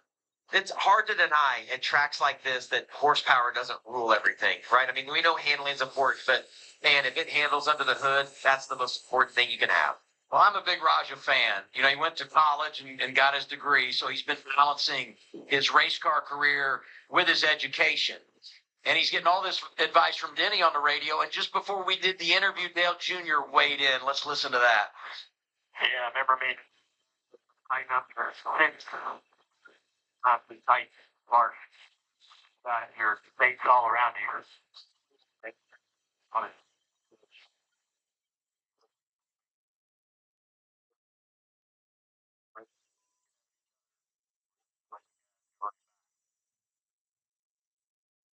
Well, what Dale's referencing there is that historically, Junior Motorsports is in the front of these at the end a lot. And historically, they haven't made the best decisions as an organization. But it's hard, right? And the reason that's hard in this series is because as we look at, both Carson Kvapil and Raja, they're going for their first win. You're selfish, right? You want to prove that you're better than that guy. And it's hard in the moment to realize the big picture. If you're the 7-car ball guy and you've won a couple of championships and 30 plus races, it's a different decision. But at this level, it's difficult because you want to do what's right for you, and you don't really care about everybody else. What do you have, Kim? Well, if you just take a look at crew chief Andrew Overstreet of the 7-car, it looks like the future's bright for Justin Allgaier. I would say that too. He's P1 on the board, but you told Adam and I earlier today your goal today was to keep your driver calm. How do you think you've done? I mean, it's hot, so everybody's a little bit testy, and these restarts are crazy. But Justin's a veteran, and he's had a really good car all day. It's great to get the Jared car up front and be leading laps, and hopefully he can hold on and just keep going ahead in this championship. All right, 4 JRM cars in the top 4. At what point, right now we're 10 to go, does it become every driver for themselves? I mean, Dale wants us all to work together, and everybody back in Mooresville wants to see 4 cars at the front. So let's hope we can get it 1, 2, 3, 4, and just the best man win. All right, blinded by the light down here. But you know what, though? Allgaier, 33 wins in his career at 21 tracks. One of them here in Atlanta, but that was before we went to the draft format, so he could get his second career win in the draft here tonight. He has also won at Daytona. Let's get 7 radio. I'm tired. You got some cramps on the splitter. I don't know what to do. Just put out of the car.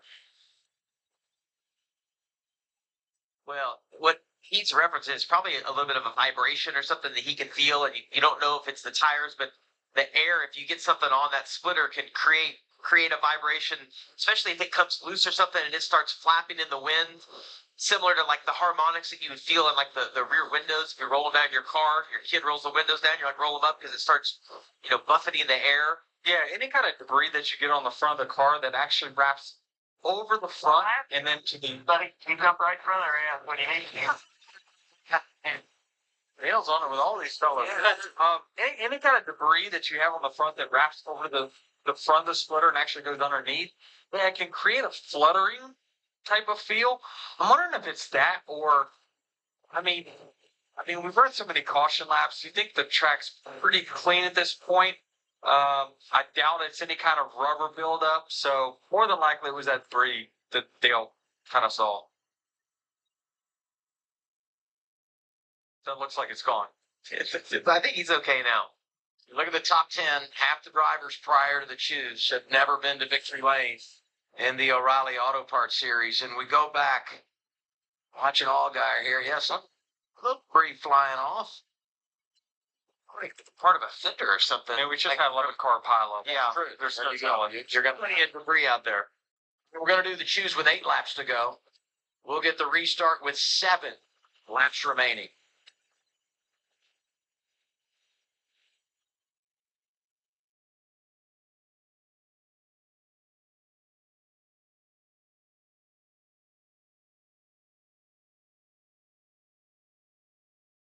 After tonight, a weekend off before the O'Reilly Auto Parts Series heads to Indianapolis in 2 weeks' time. Want to go into the break with some momentum, no doubt. Nice to have an extra week to celebrate. And here we are coming to the choose. Right, there you go. Taking the How about bottom. that? We talked about bottom accelerating a little bit better on most of these restarts. And I feel like if there's something to now. This is a standard mile and a half in length. I know it's super speedway, but there's something about mile and a halves that starting on the inside line, it just seems like your car hooks up a little bit better down the front straightaway. And we'll see if the trend continues where the 7 is going to get clear, like all the rest of the bottom cars have on all these restarts. Look at some of those drivers' top 10. Clements is up there. Anthony Alfredo. Brennan Poole. Been dinged up a little bit tonight. Ryan Sieg, a Georgia guy who's never won. He's been close. 7 laps to go on a late race restart. This would actually be the longest green flag run of the final stage if it did stay green to the end. So I'm not going to guarantee that it will stay green to the end of this race. One more caution. We're also going to end up breaking the record for the most caution laps in a single race here in the O'Reilly Auto Parts Series at Atlanta. And it would also tie the record for the most cautions at this track in this series' history. Top 4 Junior Motorsports. They finished 1 through 4 at the end of stage 2, trying to do it when it matters the most here at the end of the race. Though the field bunched together for a late race restart versus a caution-free second stage in which they dominated and pulled away from the rest of the pack by 3/1000ths of a second. At the finish of that stage, it was Justin Allgaier barely beating out his teammate Sammy Smith, who's going to get the upper hand here. Allgaier will be on the inside of row 1 as the control car. Green flag is back in the air, and the sighting and waning laps of this race about to happen right in front of us. Door to door, who's going to get the better push? Pretty much all the way through 1 and 2 and down the backstretch, the 8 and the 1 up on the high side stay connected, while the 7 and the 88 down low were not able to. Sammy Smith jumps to the inside. He's going to try to take the lead away from Carson Kvapil. He's not going to be able to. They're going to be side by side for the lead still. And Allgaier trying to block the 21 of Austin Hill for third. Hill nearly got against the wall. And a great push to the back of the 7. He's got momentum but nowhere to go with it but to follow the 1 of Carson Kvapil into turn 1. And now Allgaier wide. Barely keeps it off the wall. He's out of the throttle. He's going to fall out of the top 10 in a hurry. Door to door, all the way through that, down the back straightaway again is the 8 and the 1. Carson Quapple, Sammy Smith, Austin Hill just behind both of them, boxed in with nowhere to go. Raja Kruth in the 88 is also just behind the 21 of Hill single file. Not a lot of help on the bottom of the track by Smith, but he's aggressively side drafting Quapple and not able to stay door to door for much longer because the 21 of Austin Hill has pushed Carson Quapple clear. Hill trying to sneak to the right rear corner panel of Quapple, but he gets blocked off at the last second. Had to lift, and that lift allows for Sammy Smith to get up clear for second place in line. And Sammy Smith's got another charge down the back straightaway and will take to the inside of Quapple again for the lead into turns 3 and 4. 4 laps to go this time by at the line. And side by side for the lead once more. 3 wide to the bottom of the track goes Austin Hill. He's going to try to beat both Junior Motorsports Chevys. Contact with the 8 of Sammy Smith. Bulldozing his way into turn 1. Still 3 wide for the lead. Jeremy Clements in the 51 out of nowhere is drafted up behind the 21 of Austin Hill. But now he gets put 3 wide middle as the 87 of Sanchez is in the mix. 3 by 3 by 3 at the front of the pack. Hill sideways, he slides up, into the wall goes Raja Kruth, around goes Austin Hill, in front of the pack again, caution flag is out again, and another mess off turn 4.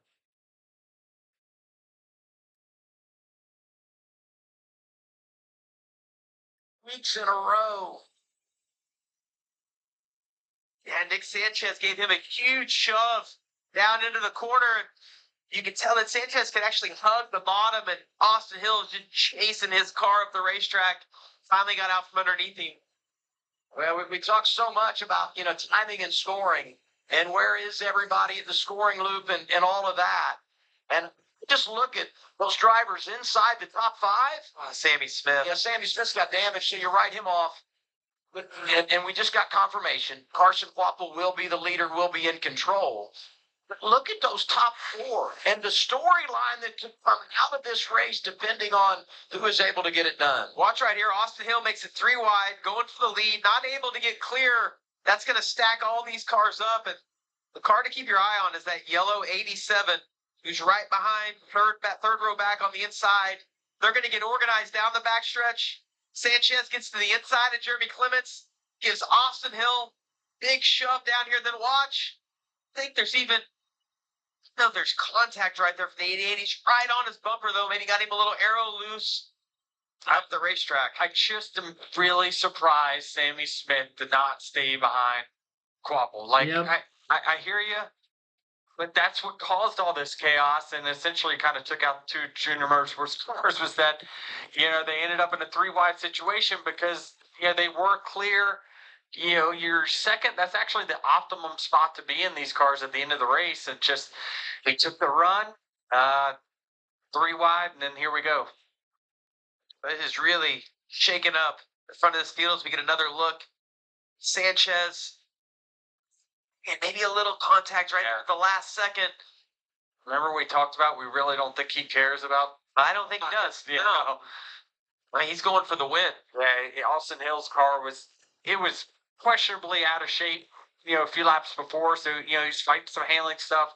All it takes is a car to get a little bit close to your rear bumper, entering turn 3 where the car is most vulnerable at this racetrack, and you find yourself going around. 12 cautions. Now got our 4th red flag. Watch this hit riding with Brian Ellis. Oh, that camera gave us a lot of great shots. Man, However, that's the last one of the night. Yeah. We're going to get from we Brian won't Ellis. see it again. Another look right there. A slight contact from the 87. Pushes Austin Hill up the track. Here. It's been wild. I think expected as well, right? I mean, this type of racing, we see this. It's going to come down to a shootout now with all these guys. More than likely, what Sanchez is trying to do there, he sees the 21 is going up the racetrack. He's trying to time it, to where, hey, he's going to move up, and I'm going to have to fill the gap. I don't have to lift for the lane to be clear, and it just slightly mistimed. Last crash involved 11 vehicles, 7 cars involved in this one. And some big names that had a real shot taking hits that likely put them out of contention. I mean, we talk about Austin Hill, Sammy Smith, Raja Kruth, There gets a piece. Carson Quapple's so lucky right there as Austin Hill was sliding up the racetrack. I feel like he's been unlucky a lot this year, but whew, it's close. What do you think about Carson, right? Is that Travis, Truck Series champion? It's been close so many times. 4 runner-up finishes, 2. It's come in the draft. Well, I mean, tonight, we've said it so many times. We felt like he had a shot. So this could be his evening. Well, unfortunately for Denny and I, no one picked him to win tonight. That's right. So no one loses the bet. Right, yeah, that's right.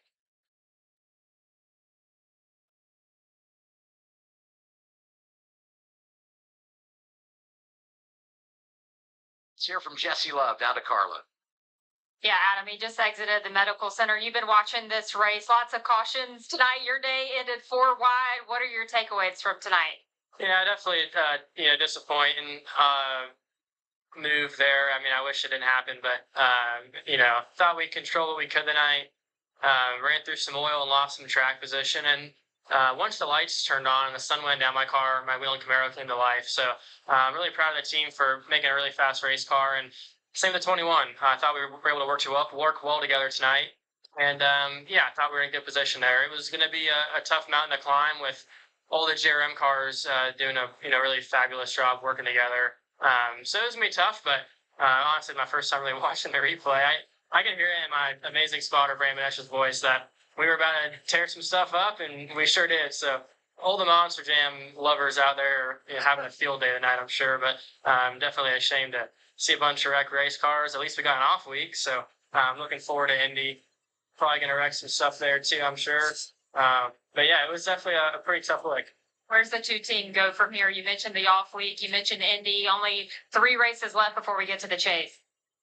Well, I said before or after qualifying, I was going to try to start digging into that point on the 7 car. It doesn't look like it's necessarily going to happen tonight, but overall, honestly, not a terrible point to say with the 17, the 00 having damage, and we got some good stage points. So, I think try to do our best, Tony Stewart in the chase, and win some races. And I thought we got really good speed. Our team's clicking really well. Definitely a shame what happened tonight, but you're gonna land on that side of the coin sometimes at these style racetracks, and it's a risk you're on. He talks about the points and the guys around him having trouble with what Carson Quapple's doing here tonight. As they sit on track, he's up to 3rd in the standings. I mean, think about Carson Quapple's run all these different cars, and now he's in the spot, and Jesse Love being greeted by the friends. Look at this. It's like a sandbox. I gotta love Carla being so humble there. She did that interview, and all she had to do was tell us that she actually picked Carson Quapple to win tonight in the free race show. Sure. Oh yeah. To do that, actually. Thank you. Carla. Good stuff. You're good at picking them. Thank you. I appreciate that. Is this race over, or did I miss something? I don't know. Well, our picks are done. I can tell you that. You guys are out. Yeah. The head-to-head between you two. Give the girls some credit. We'll go scoreless.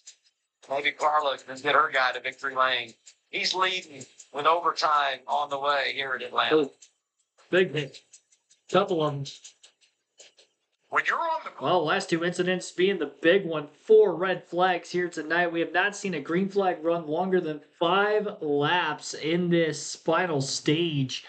And now we're going to be setting up for an overtime finish. When we do get back to a caution flag condition, we will be breaking the record for the most caution laps ran in an O'Reilly race at Atlanta. And we're tied for the most yellows in general at Atlanta, tying the record from back in 2023 in the spring.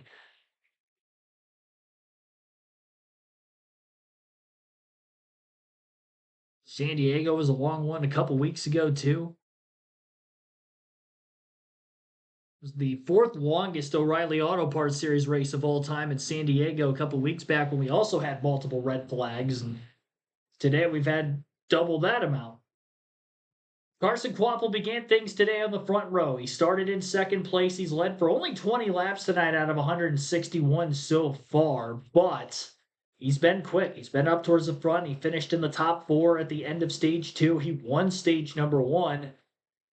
Now he's trying to get the race to go along with his good points paying performance. And with a lot of his drivers he's battling with in points coming into the night, having issues already, DNFs, he might have a shot to jump up quite a bit in the point standings. comes in 7th. I mentioned he was only 44 points out of 3rd at the start of the race today. Creed, Day, Austin Hill, Brandon Jones have all been involved in crashes. He's within 13 points of 5th place Austin Hill. So, I mean, if he wins, he could jump 4 spots in points and move up to 3rd. Jesse Love, who you heard from moments ago, also out of the race today. And not only with a win that he can move up to 3rd place in points, but he's not going to be all that far out of 2nd to try to give himself the best situation possible to maybe go out and win this championship come chase time. Put him in as the number 2 seed, that next closest driver to Allgaier, and maybe an opportunity awakens in those final 10 races.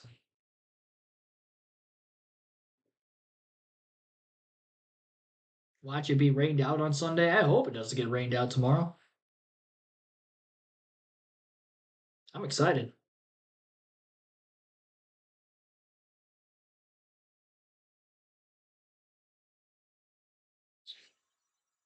Back at Echo Park Speedway, we're about to get a couple extra laps from the O'Reilly Auto Parts Series as we go overtime. But Matt Noyce is a crew chief for the 39 of Ryan Sieg. You told me earlier today you were going to encourage your driver to play it safe for most of the race. Well, at this point, what are you telling him? Now we go for it, lay it all on the table. He's done a really good job being really smart all day. We didn't have the best Scion Chevrolet to start, but we worked on a lot, and we got drivable. So now we can see if it's in his hands now. So go have some good restarts and try to go win us one.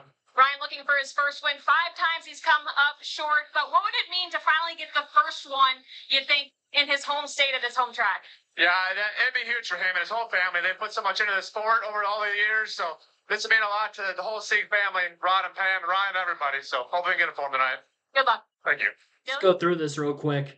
Carson Quapple has not won in the O'Reilly Auto Parts Series. Nick Sanchez has 1 career win in the O'Reilly Auto Parts Series. That was last season in this very race. Ryan Sieg still searching for his first career win. Jeremy Clements, 2 career wins. His last at Daytona about 4 years ago in the summer race, which was also a war of attrition.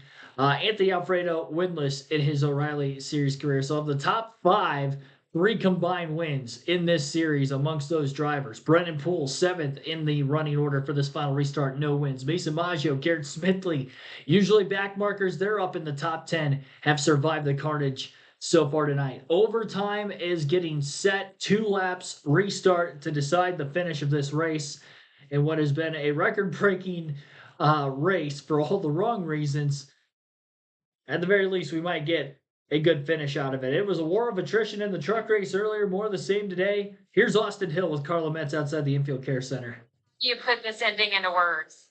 Yeah, our vintage Chevrolet was pretty good all night. I mean, it was fun driving through the field, but after like the 2nd or 3rd time, I was like, all right, I just want to be up front and see what our vintage Chevrolet actually has, being able to lead and be inside the top 5. And the air is so much different, so being able to work the air differently, being up front is a big thing.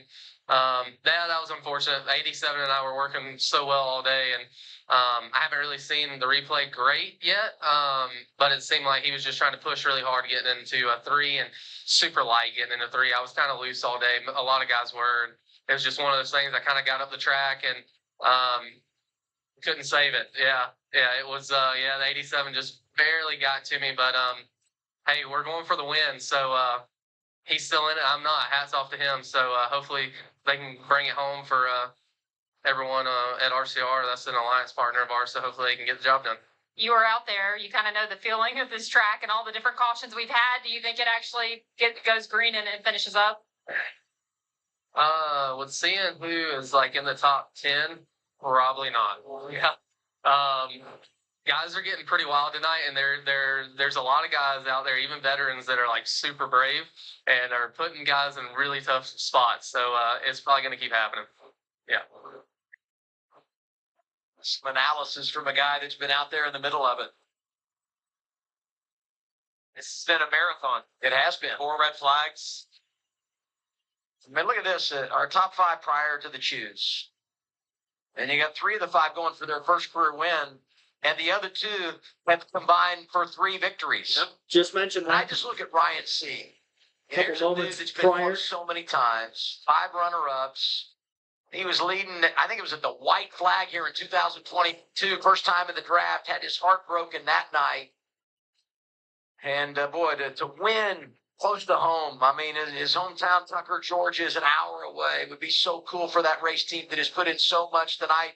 Career start 441. 5 great stories, no matter who wins that, right? I mean, all of those will be really popular wins within the series and great stories to tell. And we could very well get our third consecutive first-time winner in a race at Echo Park Speedway in the O'Reilly Auto Parts Series. Sanchez running second now. Got it done last summer. Sheldon Creed earlier this year. Remember way back when we said Ford Junior Motorsports cars were first? Like 4 hours ago, though. Hey, here's the other thing to think about. You know, you get this 2-lap shootout. You better make your move early, because once that white flag comes out, next flag ends it. If you're not in position, you may not get your chance. Waffle goes outside, Sanchez inside. Interesting, he took the outside. We see that inside be really good. However, he did get the lead on the last restart from the outside.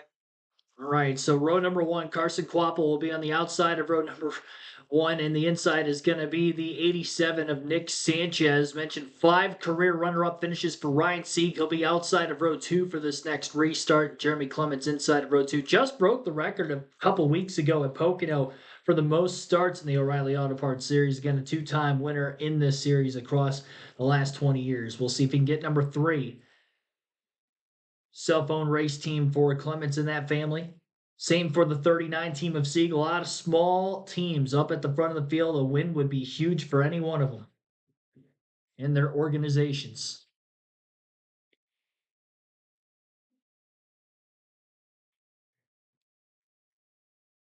Sanchez, part-time driver this season in O'Reilly, going to finish out the year in the 87. Has had a couple races with that team in recent weeks. And a shot to go for a win. He's been great tonight. He's been up inside the top 5 for most of the second half of this race. In what has been a war of attrition, we'll see if he can get going again. Got to get to the white flag for the next flag to end the race. If not, we will go into another overtime. Carson Quapple. Nick Sanchez, green flag is back in the air. Double car sideways. Jeremy Clements is off the front bumper of Justin Allgaier, and across the racetrack he goes into another car oncoming, which was the 45 of LeVar Scott. And another caution. And now the record is broken for the most cautions at Atlanta in the O'Reilly Auto Parts Series. Lucky number 13, and we're going to have a second OT. Flag laps. Here's what I would tell you, too. You know, this is what Austin Hill referenced. I mean, you know, Carlos said, are we going to get another one? And he looked at the running order, and he talked about the more than 50 feet. Yeah, the inexperience. And I looked at it. It looked like it started with the 51 not getting a great restart, spinning his tires. The 7's on him. 7's probably got somebody right behind. Well, I think Brandon Jones, if I remember right, was laying back slightly. But the 7 just didn't quite get off of him. Well, we get a good view here from the aerial shot. Yeah, there's the 20 laying back. I saw that. I just think the 7 got a hold of him, and he just never could let him go. Yeah. The 7, at that time, the 7's already, you know, he's getting pushed by the 20 because the 20 had caught up. So just a chain reaction of once the 51 breaks traction here, everyone's getting shoved. So there's just no getting off of him at that point. You mentioned about Junior Motorsports. Dale, I hope Carson pulls this off because they just keep slowly eliminating themselves. A tale as old as time itself. Well, 3 of the top 5, when you talk about the best as far as laps led tonight, are from Junior Motorsports. I mean, Sammy Smith led the most, but Carson Quapple is up there, and so is Raja Carruth. Well, I can tell you that if you're Nick Sanchez, you're glad the caution came back out because his race was going to be over right there. He had lost his help with Jeremy Clements behind him. Instead, he's going to be in second place still. You can watch Jeremy Clements' hands in there. If we go back and show that replay again, as soon as he starts putting the power down, he is just feeling that car. Nowhere to go there. It's Jeremy's hands in here. Second car back, the blue and white 51. You see him already, like before he even got to the throttle, it was like he was spinning the rear tires. And, well, he made contact with the 87, so maybe he's trying to give the 87 a break. And then, that's a good view right there. Look, it happened a little bit before this. Oh, you see him trying to shift there, just cannot put the power down. Justin heard the comment about the third guy is the most important, so he was trying to get that line going.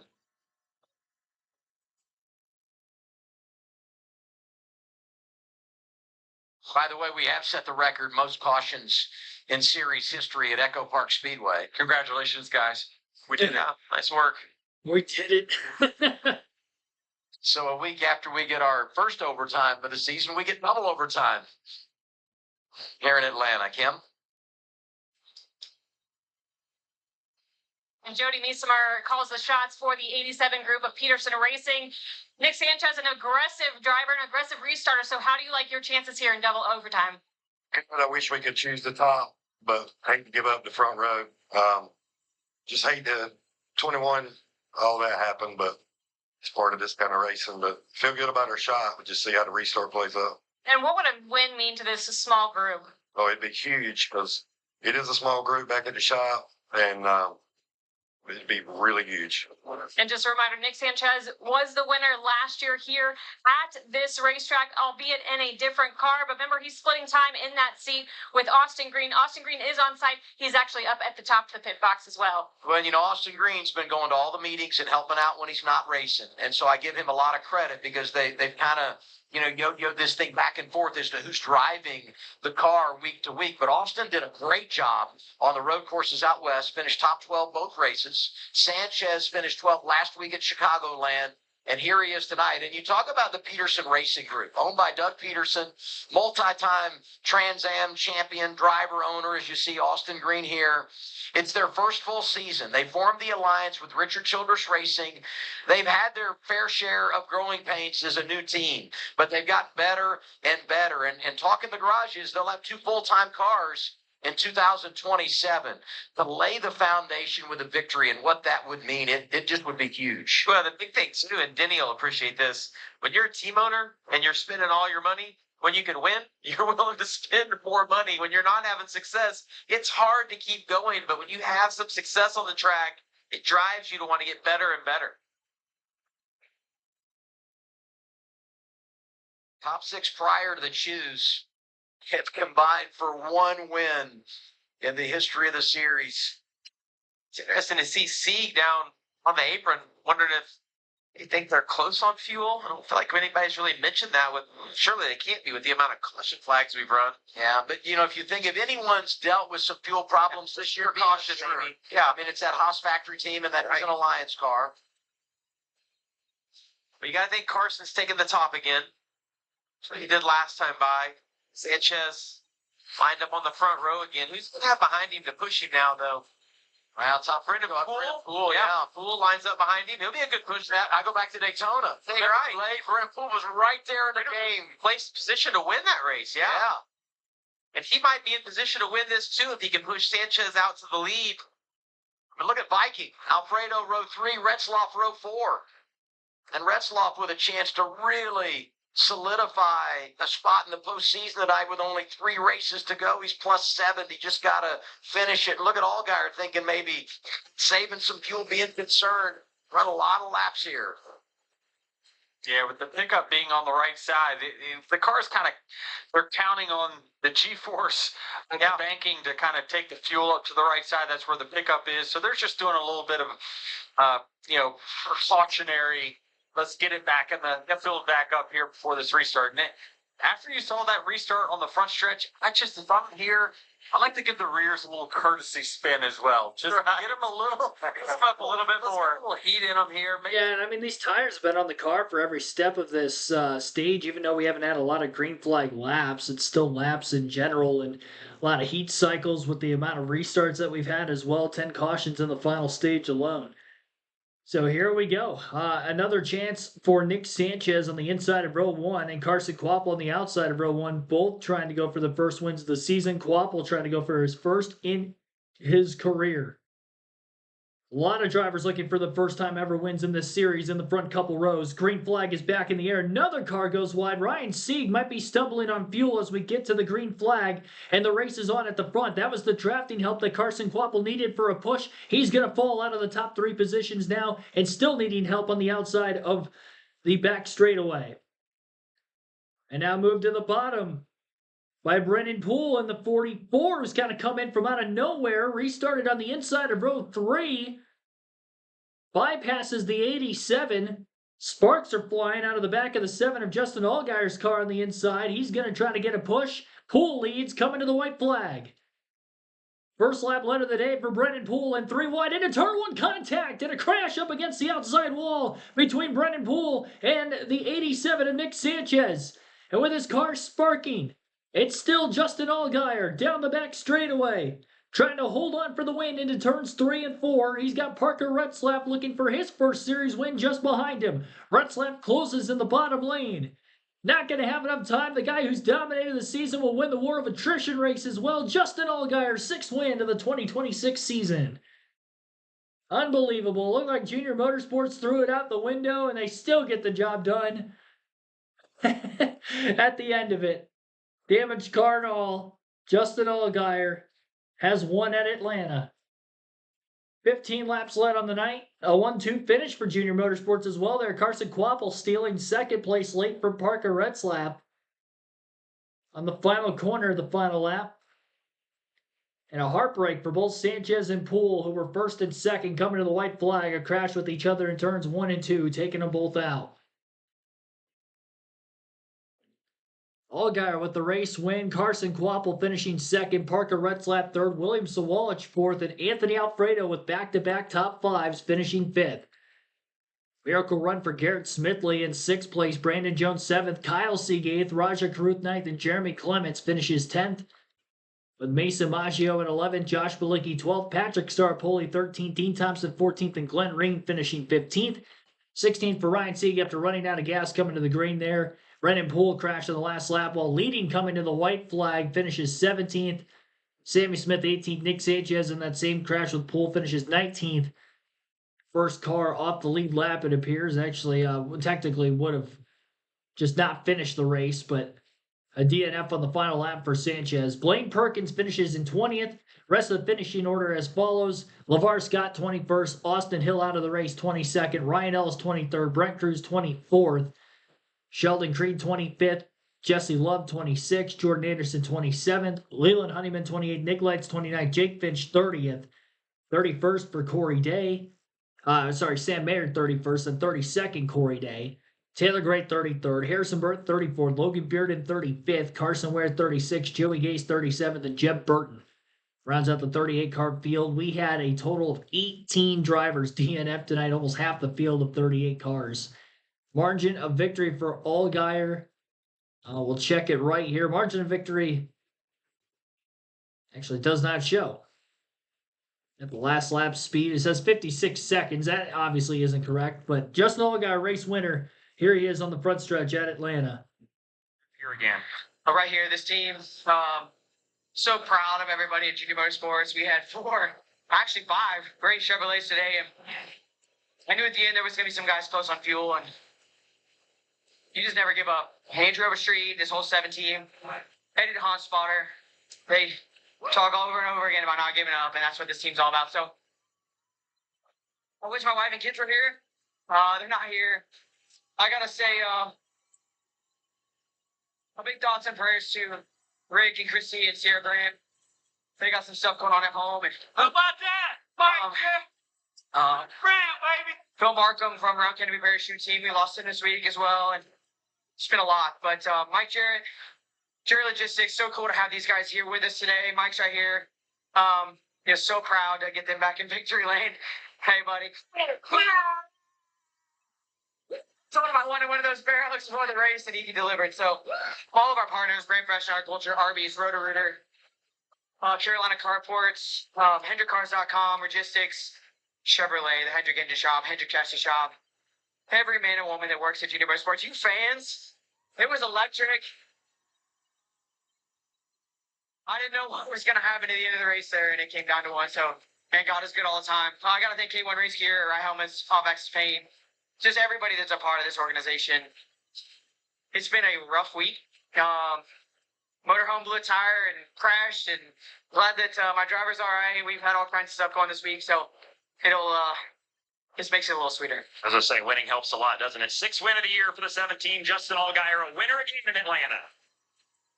That's 6. Double overtime finish here tonight. 2 hours, 58 minutes, and 26 seconds. Not counting the fact we had 4 red flags, a record 13 cautions in this series at Atlanta. 19 lead changes, 76 caution laps. That's also a record as well.